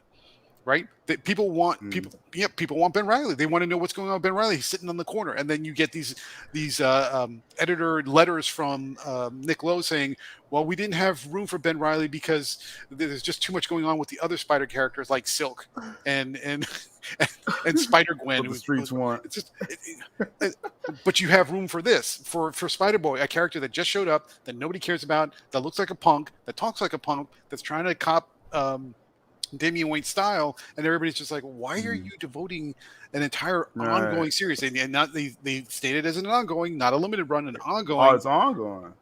Supposedly, Yeah. But I doubt it'll go Until past it's 6. canceled. What constitutes as an ongoing at Marvel these days? But you go through all this rigmarole, and this is the stuff I can't stand, is when the creators and the publishers and the editors start telling you this character is popular, when from all outward appearances, nobody cares. Nobody cares. Nobody's buzzing about Spider-Boy. Nobody's hyping Spider-Boy. And then you just hear this stuff pounding. It's like, I can't stand when the publishers and the editors and the writers are disconnected from the audience. To me, that is a huge red flag. That means you're not paying attention to what's going on. That means you're not paying attention to what's resonating with your audience, and that reflects in what the stories they're writing. That's reflective of the stories you're writing when you're disconnected. It's a crazy push. Yeah, it's a crazy push for Spider-Boy. Yeah, it drives me nuts. It's because What's they bad? want you to like what they want you to like, not what you like. Well, and that's what I was gonna say is they're not listening to the audience because they're stuck in their little echo chamber where they're all giving themselves handies about how great they are, even though they don't. Like, I've seen DMs and text messages between these creators talking shit about each other and the stories they're doing, and then being like, "Oh, they're doing such incredible work," blah blah. I'm like, just like go back to the old school way of doing things. That if you genuinely like it, praise it. If you don't like it, don't say a word. Are there numbers out? Are there numbers out about the how many issues is it in right now? Is it issue 2 yet in Spider-Boy? It hasn't started. No, it hasn't even started It yet. hasn't started yet. Yeah. And I see Yule in the chat. Yule, yes, people are buying it, but are they buying it specifically for Spider-Boy and not as a speculator that's looking for the first appearance? Right. That's what I was going to say. So that's very disingenuous by Dan Slott. How many people are going in and saying, I need Spider-Boy because this seems like a fantastic character and I want to know more about him? That's the number I want to see. And I suspect it's not that big at all. Slott has a tweet out where he's like, people are wondering, why are we pushing Spider-Boy? And he's like, well, his issue sold out so much. But like you said, he was just a spectator in the issues that sold out. So that's very disingenuous by Slott. Every time Dan Slott tweets, I just want to go comment, I thought you were quitting Twitter. Like, legitimately. I don't know. I'm blocked, so I don't know what he's saying. Everybody's blocked, Yeah, I haven't said that to him yet. There's way too many Spider characters, like way too many. Look, when I was working for Batman News and covering all the Batman titles, the running joke was we need someone to come through Gotham and kill the Robins because there's too many Robins. But you got like 10 times as many Spider characters, and instead of just letting them exist out in their own thing, they're trying to bring everything in. And when you do that, you cheapen the characters. Just stop. Stop. Yeah, well, I'm not buying Spider-Boy. I've been convinced by the panel. I'm not buying it. Someone go get this new version of Kraven the Hunter that doesn't hunt animals and only hunts poachers, and name these spider people poachers and let them kill them. We'll do that. You'll have synergy then. Yay. Where's that version of Kraven at? In the movies. That's the movie version. Yeah. Yeah. I think we've lost the essence of the character. 100%. 100%. And he gets his power from the ultimate big game hunter. Yeah, that's why he wanted to hunt Spider-Man. He gets his powers from a majestic lion, and now he's pretty much Catman. He has powers? Hunter. Yep. Yes. Like strength and instinct kind of stuff. Yeah. Yeah, this is Kraven the Hunter, brought to you by the folks at PETA. That's what pretty much. Yeah, pretty much. The same studio that gave you Morbius. But the main point is this is yet again another scenario that we, especially from Marvel. Marvel does it. DC and Marvel both do it. Marvel, I think, does it worse, which is they create a character. Maybe it's okay, maybe not, but they just pound you with all these words telling you that this is the great character, this is the breakout, this is the one that's most popular. Everybody's clamoring for this character, and there is zero evidence to pull that out from anything that we can grab, and people are just like, stop, just stop. You come off as a cheap used car salesman. Yep. And people just when they introduced Ra's al Ghul with that Denny O'Neil and Neil Adams, right? When they introduced that character, they weren't sure how people were going to react, and you didn't see him again for 8 more issues because that's how much time they had to take to get a reaction and go, okay, yeah, this character is good. Let's bring him back. It ends up being a fan favorite because they actually wanted to see what worked instead of trying to force what works. Now, to be fair, if you don't like Spider-Boy, don't buy it. Just don't buy it. Just don't buy it. But I mean, there is a certain mentality, and I kind of agree with it. Is marketing? Marvel only has so much marketing budget and energy and time. They only have so many issues. Believe it or not, there is a limit to how many issues they can publish in a month. Would that paper and that ink and that marketing energy be better spent on another character? My thought is yes, but that's up to them, and I think they're just wasting precious resources. We'll see what comes. When it actually comes out, right? So Yep. we shall see. If you don't like it, don't buy it. But I mean, the hype is just fake. It's just hype fake. Mm-hmm. It's AstroTurf. Yep. There we go. Nice buzzword. What do you think, Josh? Which character is this going to be representative of? Because we know he just can't be like anything. I hate to say this out loud, but with Marvel being Marvel, I feel like they're gonna pull this. So what makes this Spider-Boy different is he's not really born a boy. I believe as well. Yeah, he's been on puberty blockers and blah, blah, blah, blah, blah, blah. Like I would not be shocked if they do it, and because they've got to find something to make him different and unique and whatever else, and that's like the one thing they haven't fully done yet, and they're so gung ho about it at this point that because when you see the big splash page with Spider-Boy, clearly there's no balls on the character. There's plenty of spot for a moose knuckle. I didn't in the picture. I didn't oogle the picture that hard, so I had no comment. I'm always on the lookout for some good moose knuckle in a comic book. Usually the best part of the picture. Well, you have fun with that. Identifies as Spider-Boy. But I mean, Josh also brings up a point that kind of triggers another thought. Is it wouldn't surprise me if the whole reason this is happening is because Marvel is desperate to get a young Spider character that they wholly own and control, that's not under Sony's control, and maybe this is the way to do it. So that way they can get a young Spider character into a Disney Plus cartoon or a Disney Plus show, or put that Spider character in the Young Miles Avengers. Morales is in the Spider Kids cartoon that's out there with Gwen Stacy and Peter Parker. Yeah, but they still share it with Sony. They still share the rights to that with Sony. Right. They want something that they don't want to share with Sony, and so maybe this is it. Wasn't there like a previous young Spider Boy? That was in the amalgam space where it was a mashup of Spider-Man and Superboy, the leather jacket Superboy. No. But wasn't there a young kid? That was Alpha. Yeah. I think you're thinking of Alpha. What was the Tom Taylor Spider-Man book? I feel like there was a Spider Boy in that. I think Friendly Neighborhood Spider-Man? Yeah, wasn't there? Oh, that's one of the worst reads ever, Josh. You made it through that? Oh. Yeah, but I feel like I remember a 2 younger issues. Spider Kid. I don't remember. I remember Mayday, but she was the daughter. To get Mayday, you have to put Thanos snapped. you'd have to put MJ and Peter back together, and that's not going to happen. I know. So it wouldn't surprise me if they're pushing this really hard because they're trying to artificially generate some interest to create their own a wholly Marvel owned Spider character that's in that kid. It's kind of stupid though because Sony already just fit the bill and made Miles a household name. They don't like to share money. They don't want to share the money. I don't know. They don't have to share this idea is over. Miles has like a whole generation of fans now. Like that's it. Did you like the Spider-Verse movie, or Sil? Oh yeah, both of the Spider-Verse, Across the Spider-Verse. I had someone in my comments saying if I liked the movie and I watched it with my kid, I was supporting like transitioning kids because there's a patch in it. What? I was like, Oh God!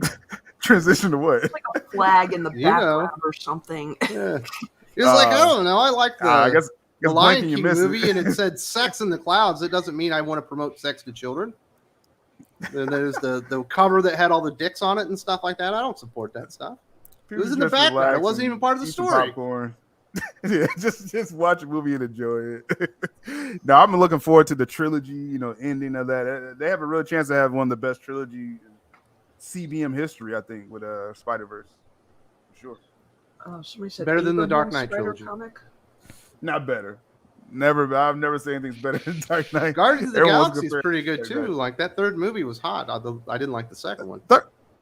Yeah, the second one, yeah. I can't put that as like top trilogy. The second one was kind of that was James Gunn doing whatever he wanted to do. That doesn't always work. Man. Thor. Well, don't even want to think about Oh my that stuff. goodness. Let's hear from the. Oh my goodness. Well, Doc, let's get your thoughts. What do you think about people reacting to Spider Boy, and then we'll hear from the people. I find it greatly amusing that anyone. I mean, I think the response is for a lot of different reasons, but it's all exactly the same. Nobody wants this. Nobody asked for this. You see a lot of the reaction of, there's so many other Spider people you could be giving a book to. Yeah, nobody wants them either. And they've Hey, already Riley. failed multiple times. I mean, most of those other ones have already failed to carry a solo series. Spider Mul- Punk sucked. Spider-Man India's out right now. No one's reading that one either. Yeah, nobody read Spider-Man India the Really? first time in the early 2000s when it was out. Nobody's reading it now. Nobody read any of the Gwen books. Nobody read any of the Jessica Drew books. Nobody read any of the a lot of the Spider-Punk books. People have read Spider-Man 2099. Doc, all I have to Yeah. say is speak for yourself, because ever since they made Gwen asexual, I'm just waiting for that ongoing series, and I don't understand why it's not here yet.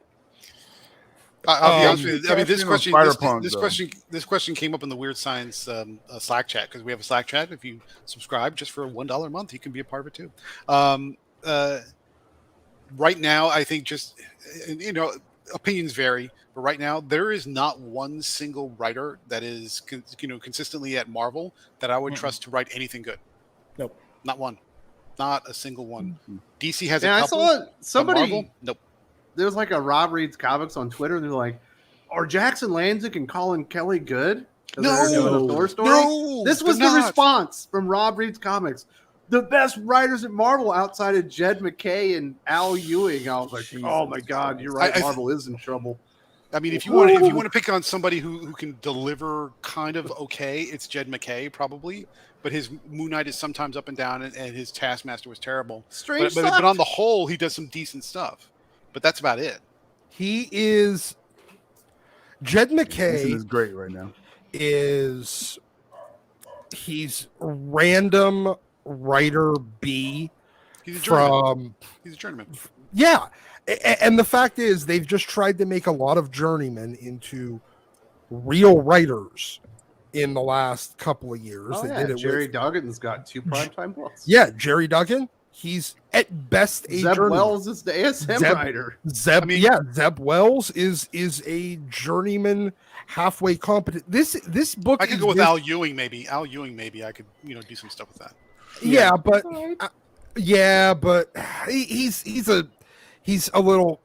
good, but he still can't sell anything because he is so fucking boring. Peter I don't know. David, maybe. There's Peter yeah, David, maybe. Peter David. But regardless, look, this book exists to give Dan Slott regular work. That's it.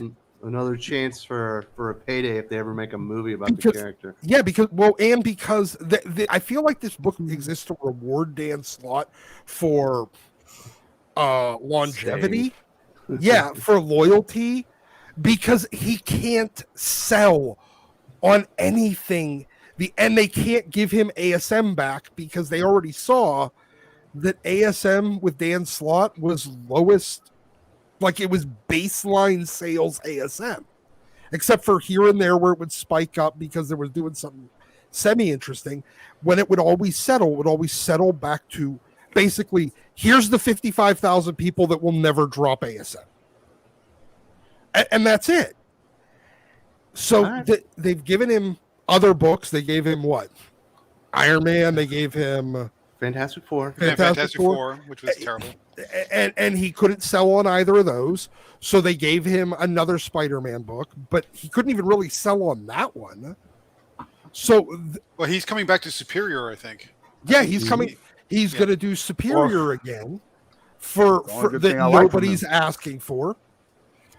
But it's a Superior Spider-Man that nobody's asking for. And I have a sneaking suspicion it's going to be one of those set in the past titles. Yeah, or retcon something. Yeah. Yeah, it's going to be set during the original Superior Spider-Man arc. And that story's done. That story was Yeah, great, but that's over. Yeah. All And right, right now, it just feels like Marvel's on infinite loop. They're bringing back old creators, trying to retell old stories with a little bit of a twist, and every time they redo it, it just gets a little less good, a little less good, Yeah. a little less good, and they're just it's diminishing returns. It's sad. The one like positive little plus one that I would give Marvel for the writers right now is they do have Dan Waters now, and they're utilizing him, which could be there's at least potential there, and I don't feel like there's potential with Maybe. pretty much anyone I else. think Dan Waters has a niche, and it's not superheroes, but that's just me. He does some that's interesting fair. stuff, but I don't Yeah, think it's. agreed. I don't know. We'll see what No, that's happens. fair. Let's hear That's completely fair. let's hear from Cowboy. He says Blue gave birth asexually, and the mindset of strong, independent, modern women is a loner complex with no kids, which is the T-Rex. Oh, come on! You can't just pin all the strong, independent women out there. They're not all loners, right?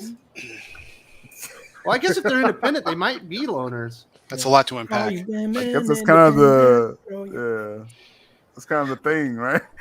Did Blue give birth? I thought Blue was just one of the pack, like the leaders or something. No, for that third film, they after I didn't see spending the third week. Never mind. after spending 2 films setting up Blue as a like important character, they just are like, oh, Blue had a baby, throw it off to the side. Weird. Yeah, That's There you life. go. Cal also says, "Can Dan Slott speak Jabba the Hutt like Lizzo?" I was waiting for this to come up. So mean. Oh man, And If he you're just also tuning in, says, this is a comic stream. Spider Boy's gay, isn't he?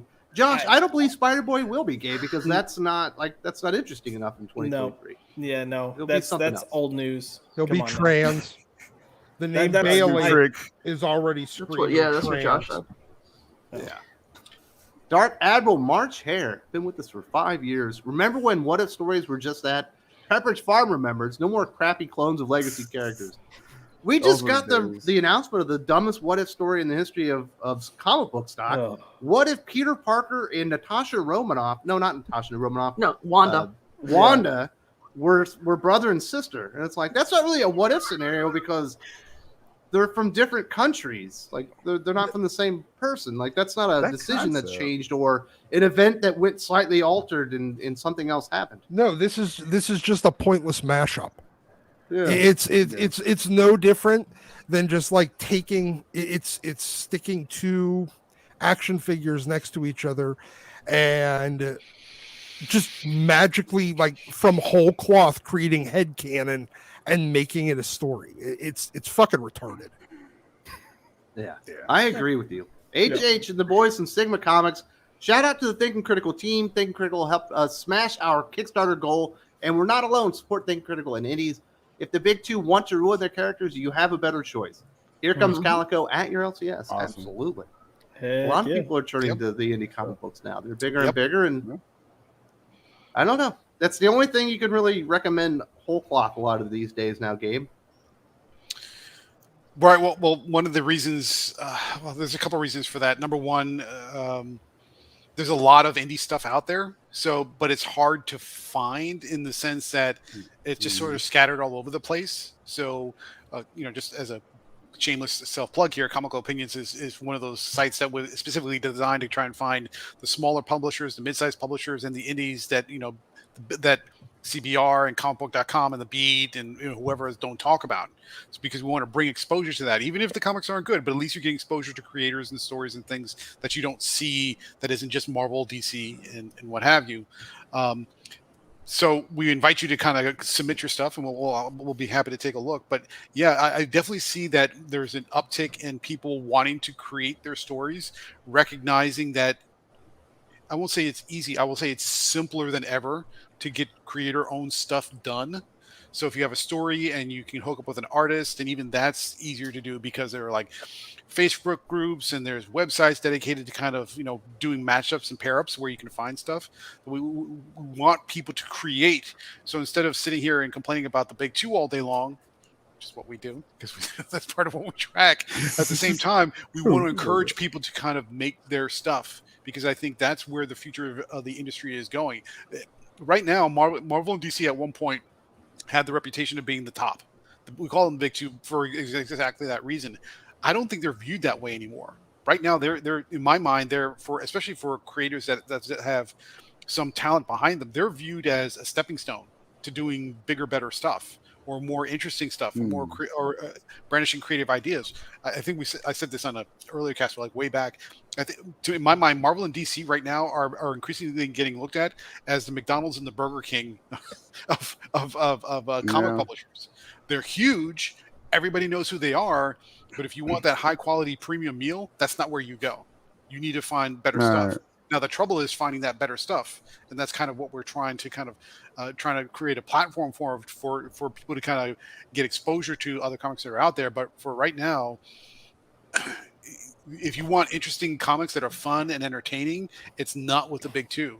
And so what we're trying to do is we're trying to kind of create a platform in a space where people can get exposed to comics that they never would have been able to find otherwise. And hopefully that's starting to work. Absolutely. I sort of agree with Gabe there, but I think I disagree a little bit on that they're using it as a stepping stone to more creative things. I don't. I think it's a way to get their name out there so they can actually try to sell the retarded idea that they couldn't sell before, and then it fails on the independent circuit. Or it's a way for them to get away into Hollywood where they're actually going to get paid. I don't think... Opinion. Definitely want to say thank you very much to HH and the guys, and congratulations on your Kickstarter smashing your original goal, and congratulations. And you can find Here Comes Calico in your local comic shop. Common Sense says, I should make a goal to make Marvel and DT to stop relying on Bats and Spider-Man IPs. There are other heroes that need focus, not being overshadowed. Yeah, those are the only characters that are going to sell no matter if the story is good or not. And they don't have a lot of good writers right now. I think it might be all that they can do. They might not have access to good writers anymore, Doc, because of their editorial staffs. Well, they don't. No, it's partially their editorial staff, but a lot of it is just their economics. Their pay scale means that anyone that's competent will not work for them. I'm sorry, you're not going to make money there. You're not even going to be able to pay your bills there.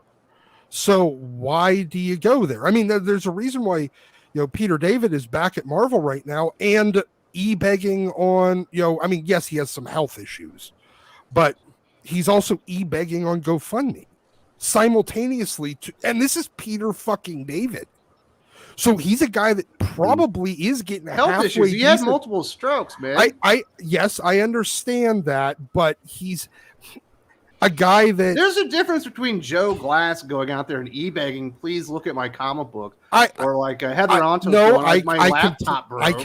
I completely understand the difference, and there is a very, very different scale of, the way that they're, No, what I mean is, for them, it's embarrassing. For him, it's sad. It's sad that their economics say that a guy of Peter David's stature still needs to be e-begging to pay his medical bills when 10 years ago that would have been covered under their insurance. But they don't offer that anymore. But getting back to the comment, they really just don't have the access to the talent. So if you're going to have bad writers and bad stories, the only thing you can sell is Batman and Spider-Man, because those are the only characters that really just sell on name alone, and obviously X-Men to a certain degree, and maybe Superman. Even that's not really working anymore. But here's the plot twist. The numbers for Marvel and DC and even Batman and Spider-Man wouldn't be nearly as high as they were if it wasn't for variant covers. Oh, absolutely. If it wasn't for those collectors and speculators on the variant covers, the numbers wouldn't be nearly as high as they are right now. No doubt. Caleb says, has Kraven fought anything that's out of his league, like the Predator, Devil Dinosaur, the Xenomorph, T'Challa, or anything crazy? Yeah, he fought Spider-Man. Spider-Man can pick up a truck, man. Like, he was way out of his league, and he got it. Truly, he killed him in the end. Well, not in the end because he came back, but he got his guy. Like my last hunt. Yeah. Okay. Is that the greatest Spider-Man story of all time, Scott? Even though I don't really consider it a Spider-Man story, he's kind of a side character. Yeah, I'd say it's in the top 3 best Spider-Man stories. I mean, I don't know if I could on the spot decide what like the top 3 are, but Kraven's Last Hunt is definitely in there. Oh yeah. I mean, if you're talking not necessarily about stories but moments with stories, it would be Kraven's Last Hunt would be one of them. The death of Gwen Stacy would be another one, and probably the first death of Norman Osborn would be another one because that had was a big kind of character development. The one where Spidey also lifts himself off the thing to go and save his Aunt May. That was actually a 3-issue arc. Ditko and Stan Lee. But I've noticed that all of those events, all those memorable things that people associate with Spider-Man from a story and canon development perspective, those were like 30, 40 years ago, 40 years 50 ago. years ago, some of them. Yeah, nothing in the past 20 years at least. Definitely not. Lade says, why not bring in Peter Tomasi to Marvel? It probably cost too much. Yeah, why not?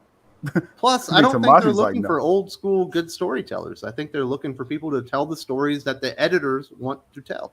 Yeah. I want to put Alan Moore on Power Girl. See what that looks like. I mean, I would read that. She would end up. You realize she'd end up doing Kryptonian porn in that, don't you? Yeah, it'd be rough. It'd still be better than Leah Williams. So. Cal says anything's better than Leah Williams. That was Gwenpool, Josh.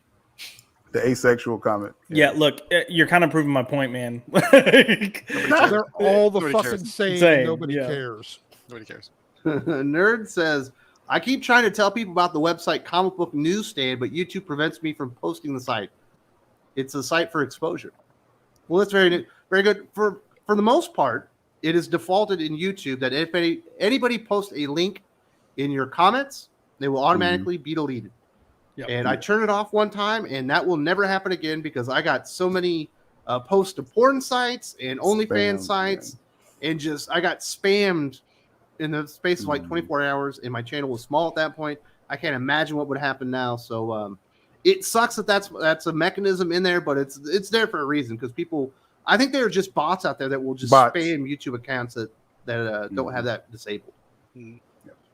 But definitely check out Comic Book Newsstand if you're looking for some exposure, or maybe if you're looking for some different flavors of comic books that you weren't aware of.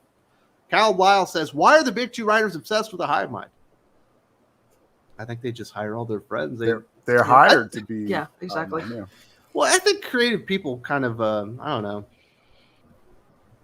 Well, I think in a lot of ways, they're only friends with people of the hive mind. It doesn't take a formal conspiracy whenever everybody's interests converge.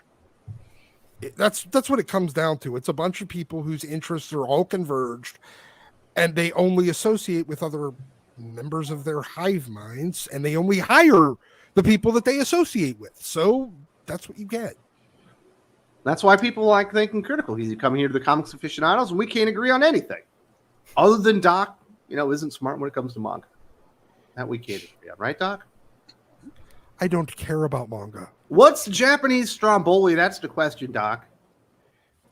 I don't know. There you go. Frank Zanka. Hey, guys, happy Saturday. What is the point of Contest of Champions event? I just saw an ad for it. I imagine it's just to get the Contest of Champions name on a comic book because I believe there's an app game, right? There's still the app game that's the fighting game. I figured that's what it was. They did this about 8 years ago with a Contest of Champions video game or comic book where the Maestro was running around with the Infinity Gauntlet because that was the bad guy of like the first 3 acts of the story in the fighting game. What's the story going to be about, Gabe? I know you pay attention to this stuff. Contest of Champions? I'm not entirely sure. I mean, I've heard of it and I remember the announcement, but I don't have any of the details. So I am a non-contributor on this topic.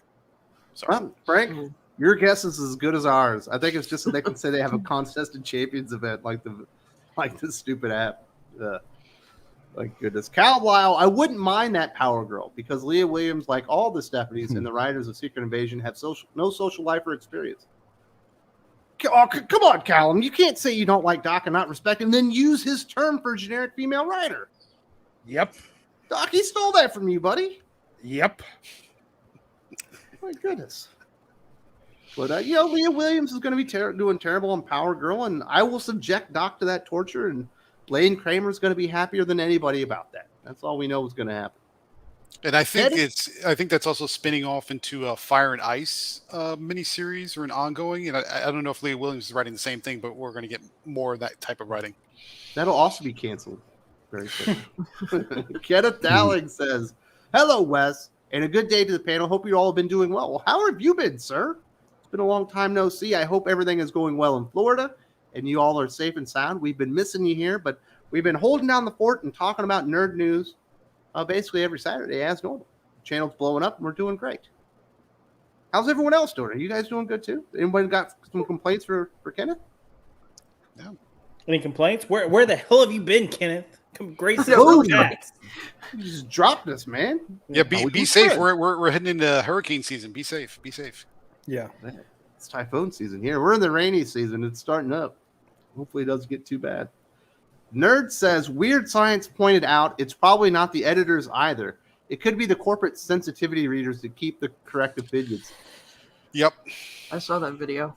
Yeah. So it's Weird Science, right? So that's Jim put that out, and what that's really referring to is that it was pointing to a specific interview with Christopher Priest talking about his Black Adam series, and Christopher Priest pointed out that he had a lot of difficulty getting some of the story points he wanted to tell past sensitivity readers and lawyers and all kinds of other stuff that was going on. Is basically saying, just get out of the way and let me tell my story without having to point check me on everything they want to do. And it turned out to be very sanitized and corporatized and everything else. And yeah, that's part of the problem when you're dealing with these big entities like Marvel and DC that are beholden to even bigger entities beyond them. It's just, you've got to, BlackRock.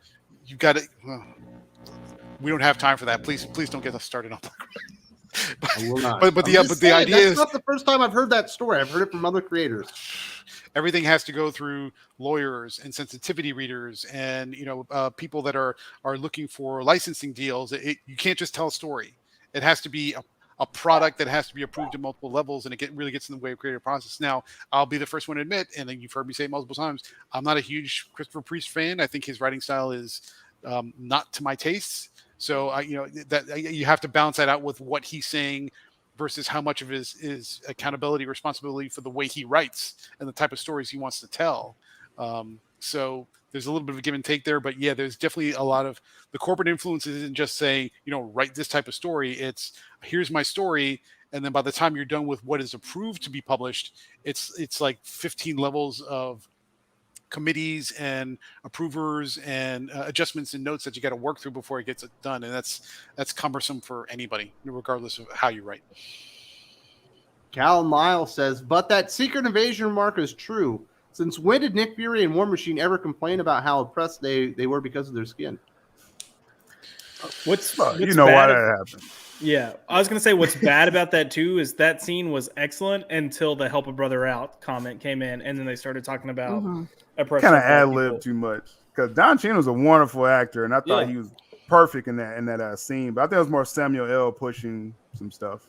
So. Yeah, Don Cheadle's the same way though. Yeah. I just like him better. That's all. I like it. I like him as an actor. I think he's a great actor.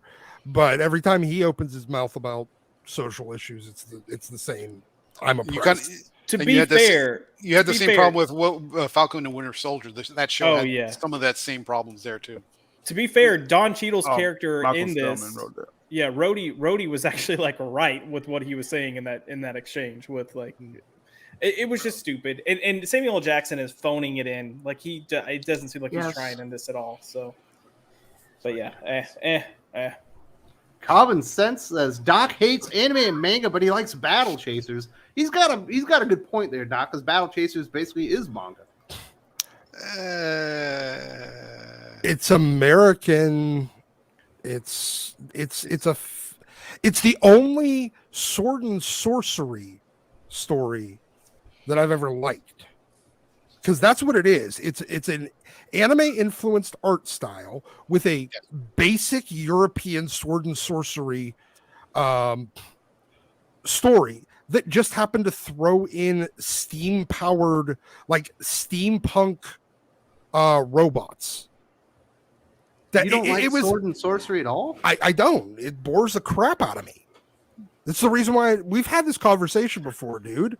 About Conan, about Game of Thrones, about D&D, about other things. I'm like, it bores the shit out of me.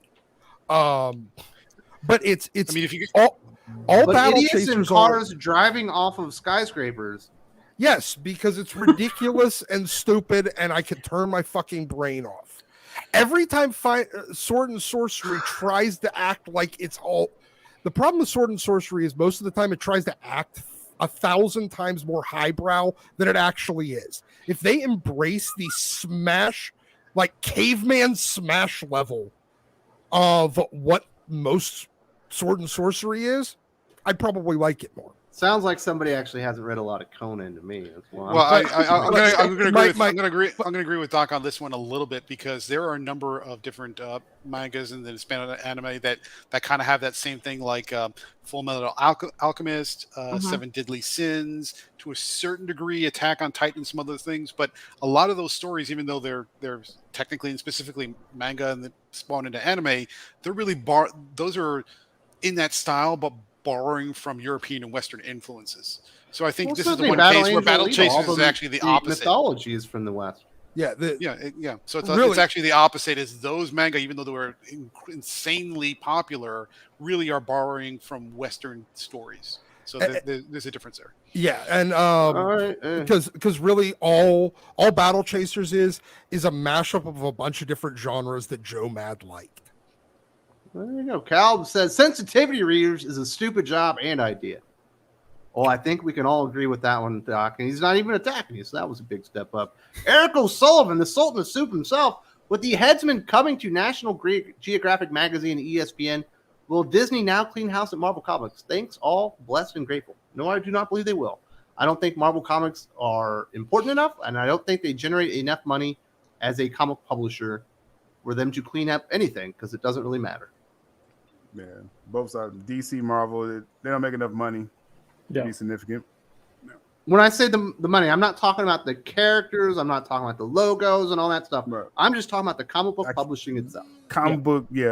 Buying comic books. Yeah, that's the problem. Yeah.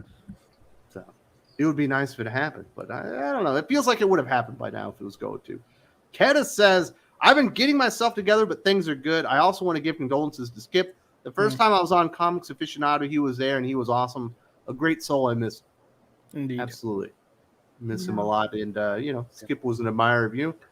And it was tough to see him go. I've been waiting to get some information about what's going to happen with his funeral and stuff, because I would like to send some flowers or something from the Thinking Critical family and all that stuff. I'm still waiting for that stuff. So it sounds like the family is still hashing a few things out. But we definitely all miss Skip. And thank you so much for supporting the channel, Kenneth, and I'm glad you're getting your stuff together. And like I said, I hope everything's going well with you, brother.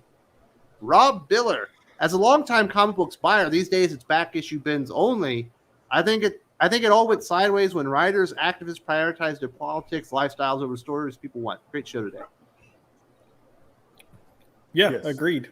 And you always have people come in and be like, politics have always been in comics. Yeah, but they weren't preaching it to you. They're presenting it within the story. Usually had opposing viewpoints that played into the narrative. Here you've got a bunch of. Here's something I would say also to add on to that, Doc, or Josh, and I'll let you finish.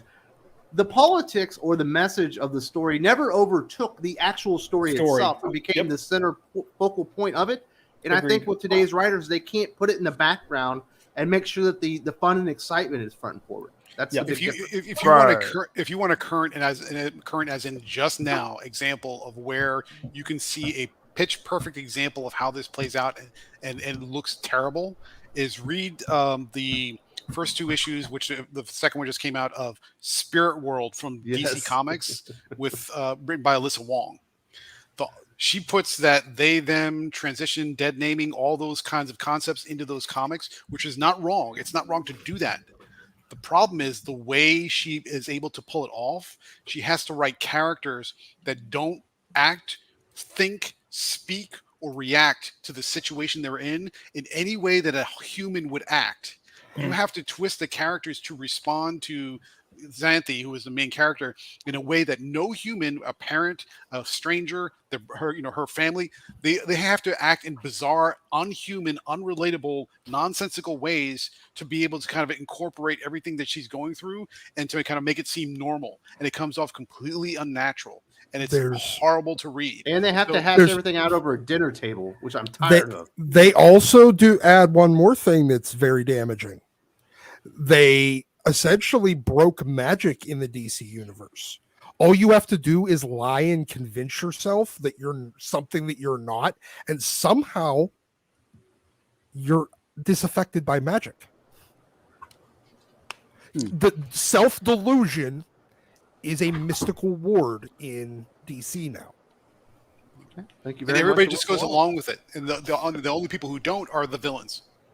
And it just doesn't work. It's completely unnatural. These people can't write people like people, and you don't believe it, and that's a problem. So, Josh, I did interrupt you earlier. I do want to apologize. Did you want to finish what you were saying? Because I was you were 100. No, I mean, I pretty much made my point, and you were 100%. Like you tacked on where I was going with it. A jerk. So. No, I don't mind cutting off Doc because you never stop. I don't mind. You're more brief. I started to make the joke that I got upgraded to Doc because you called me Doc at first. I did. It happens. It's I'm not feeling very well. It's pretty late. Well, it's only midnight, so I guess it's not that late. Once we get the time change, the show ends at 1 a.m. But thank you very much for supporting the channel, Round Bill. A great point there. Definitely stimulate some great conversation. And it doesn't appear we're going to get to a third topic, but we touched on the new Superman actor and stuff like that. Let's get into some comic book recommendations. It should be fun stuff. Sil Abdul, I know that you're always hard at work. You got your ear to the... Oh, man, my power just went out. Can you believe that?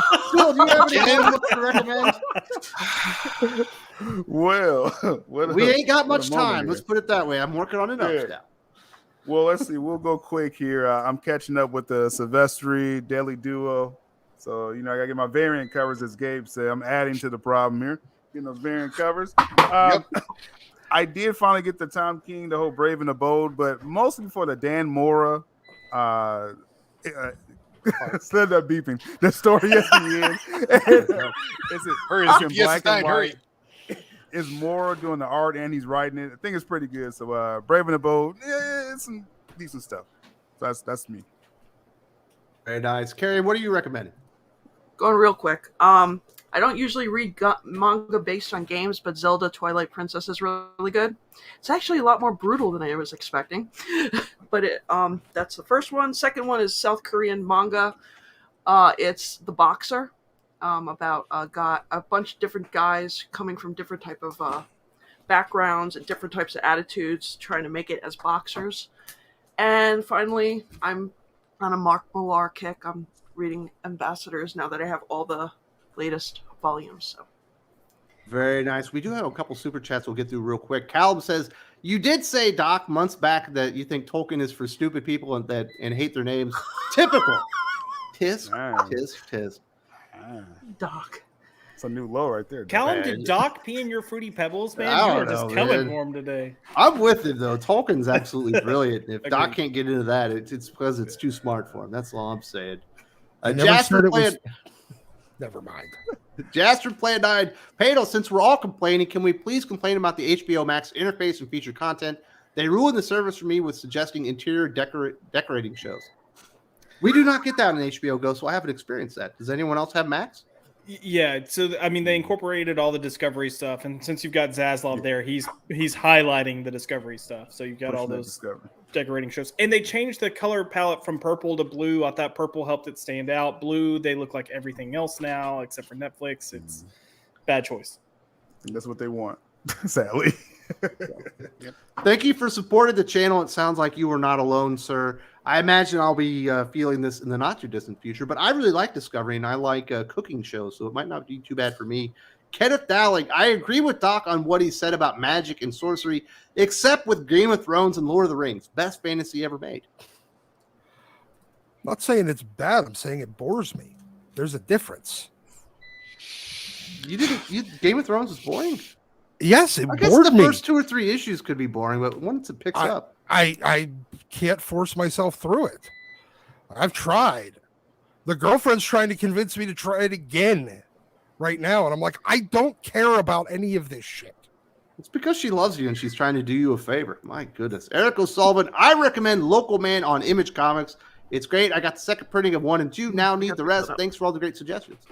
Well, thank you very much, Eric. Sorry about the ups. Obviously, I'm out without a power here. Gabe, what are you recommending? And remember, be fast. I'll be fast. Okay, so I have nothing from Marvel because it was a terrible week. From DC, I am going to softly recommend City Boy #2 from Greg Pak. I thought it was a good follow-up to the first issue. It gets me interested in the character, and his powers look kind of cool, even though it's not quite clear what they are. On the indie scene or smaller publisher scene, I'm going to recommend Pop-Up #3 from Blood Moon Comics. It's a pop-up museum that's got a lot of evil artifacts, and they start coming to life and creating horror. I like horror, so that's a good one. From Titan Comics, I'm going to recommend Heat Seeker #1, which is basically a spinoff from their Gun Honey series, which is like, very mature, very adult, but it's very crime, thriller, drama stuff. It was a great first start. And from Dynamite, I'm going to recommend 007 for King and Country #3. Philip Kennedy Johnson is writing the heck out of James Bond right now. So if you're a James Bond fan, I would recommend picking up this series because Johnson's killing it. That's it. Very nice. Kenneth Dowling says, I will be in Chicago next week for my birthday. I'm going there for pleasure and research because my comic book I'm writing is set in Chicago. I love the Superman casting. Great seeing you all. Take care. Well, I hope you have a great time in Chicago. Enjoy the pizza. Enjoy the city. And don't be Take shy. care of yourself. It's not the most safe place in the world, but Chicago is actually a pretty fun city. Yeah, I've been there a couple times and had a good time. And thank you so much for Stay on the checking main with us, strip. getting back on here. And I hope you have a great weekend and enjoy doing some research for your upcoming comic book. Can't wait to talk to you about it, brother. Who else we got here? Josh, do you have any recommendations? I'm gonna say no on Marvel and DC because what I read from them this week was not good. I did not read City Boy though, so I got to get on that train. Honestly, Ambassadors, I've got a few more indies that I need to read still, and I've got Exiled that I'm about to sit down and catch up on. So we'll see how that goes. But Ambassadors so far is the only thing I've got, and then I'll call it quits at that because your little EKG monitor in the background, I'm afraid it's just gonna go to a steady beep. I appreciate that, Doc. Quick recommendations so we can wrap this bad boy up because I'm sweating and it's dark. I'm almost out of power. Right, my turn? Yes, Doc, you quickly. Okay. We're going to go with, if you love old, Silver Age Superman, read Mr. Majestic from Ed McGuinness and Joe Casey. Wonderful, wonderful story. We don't need the adjectives. Just give us the book. God damn it. Fuck you people. Michael Turner sketchbook. Everybody else goes on for 10 fucking minutes. Fuck you. Michael Turner sketchbook. Lick my fucking balls. All right, guys. I will take my good goddamn fucking time at this point. So fuck you. What comic was that? X-Men 116. Michael Turner sketchbook. The last one was the Michael Turner sketchbook. Yeah, that's what he has. X-Men 116. Old. Find a copy of this. This is the 20th anniversary, though. That came out 20 years after. It came out in 2012. All recolored. Actually, awesome. Digital coloring that doesn't look like fucking mud. So X-Men #1, recolored 20th anniversary copy. Hard to find though. So that's it. Very nice. Thank you very much for all the recommendations. We're out of here, and I'm going to hit in broadcast. So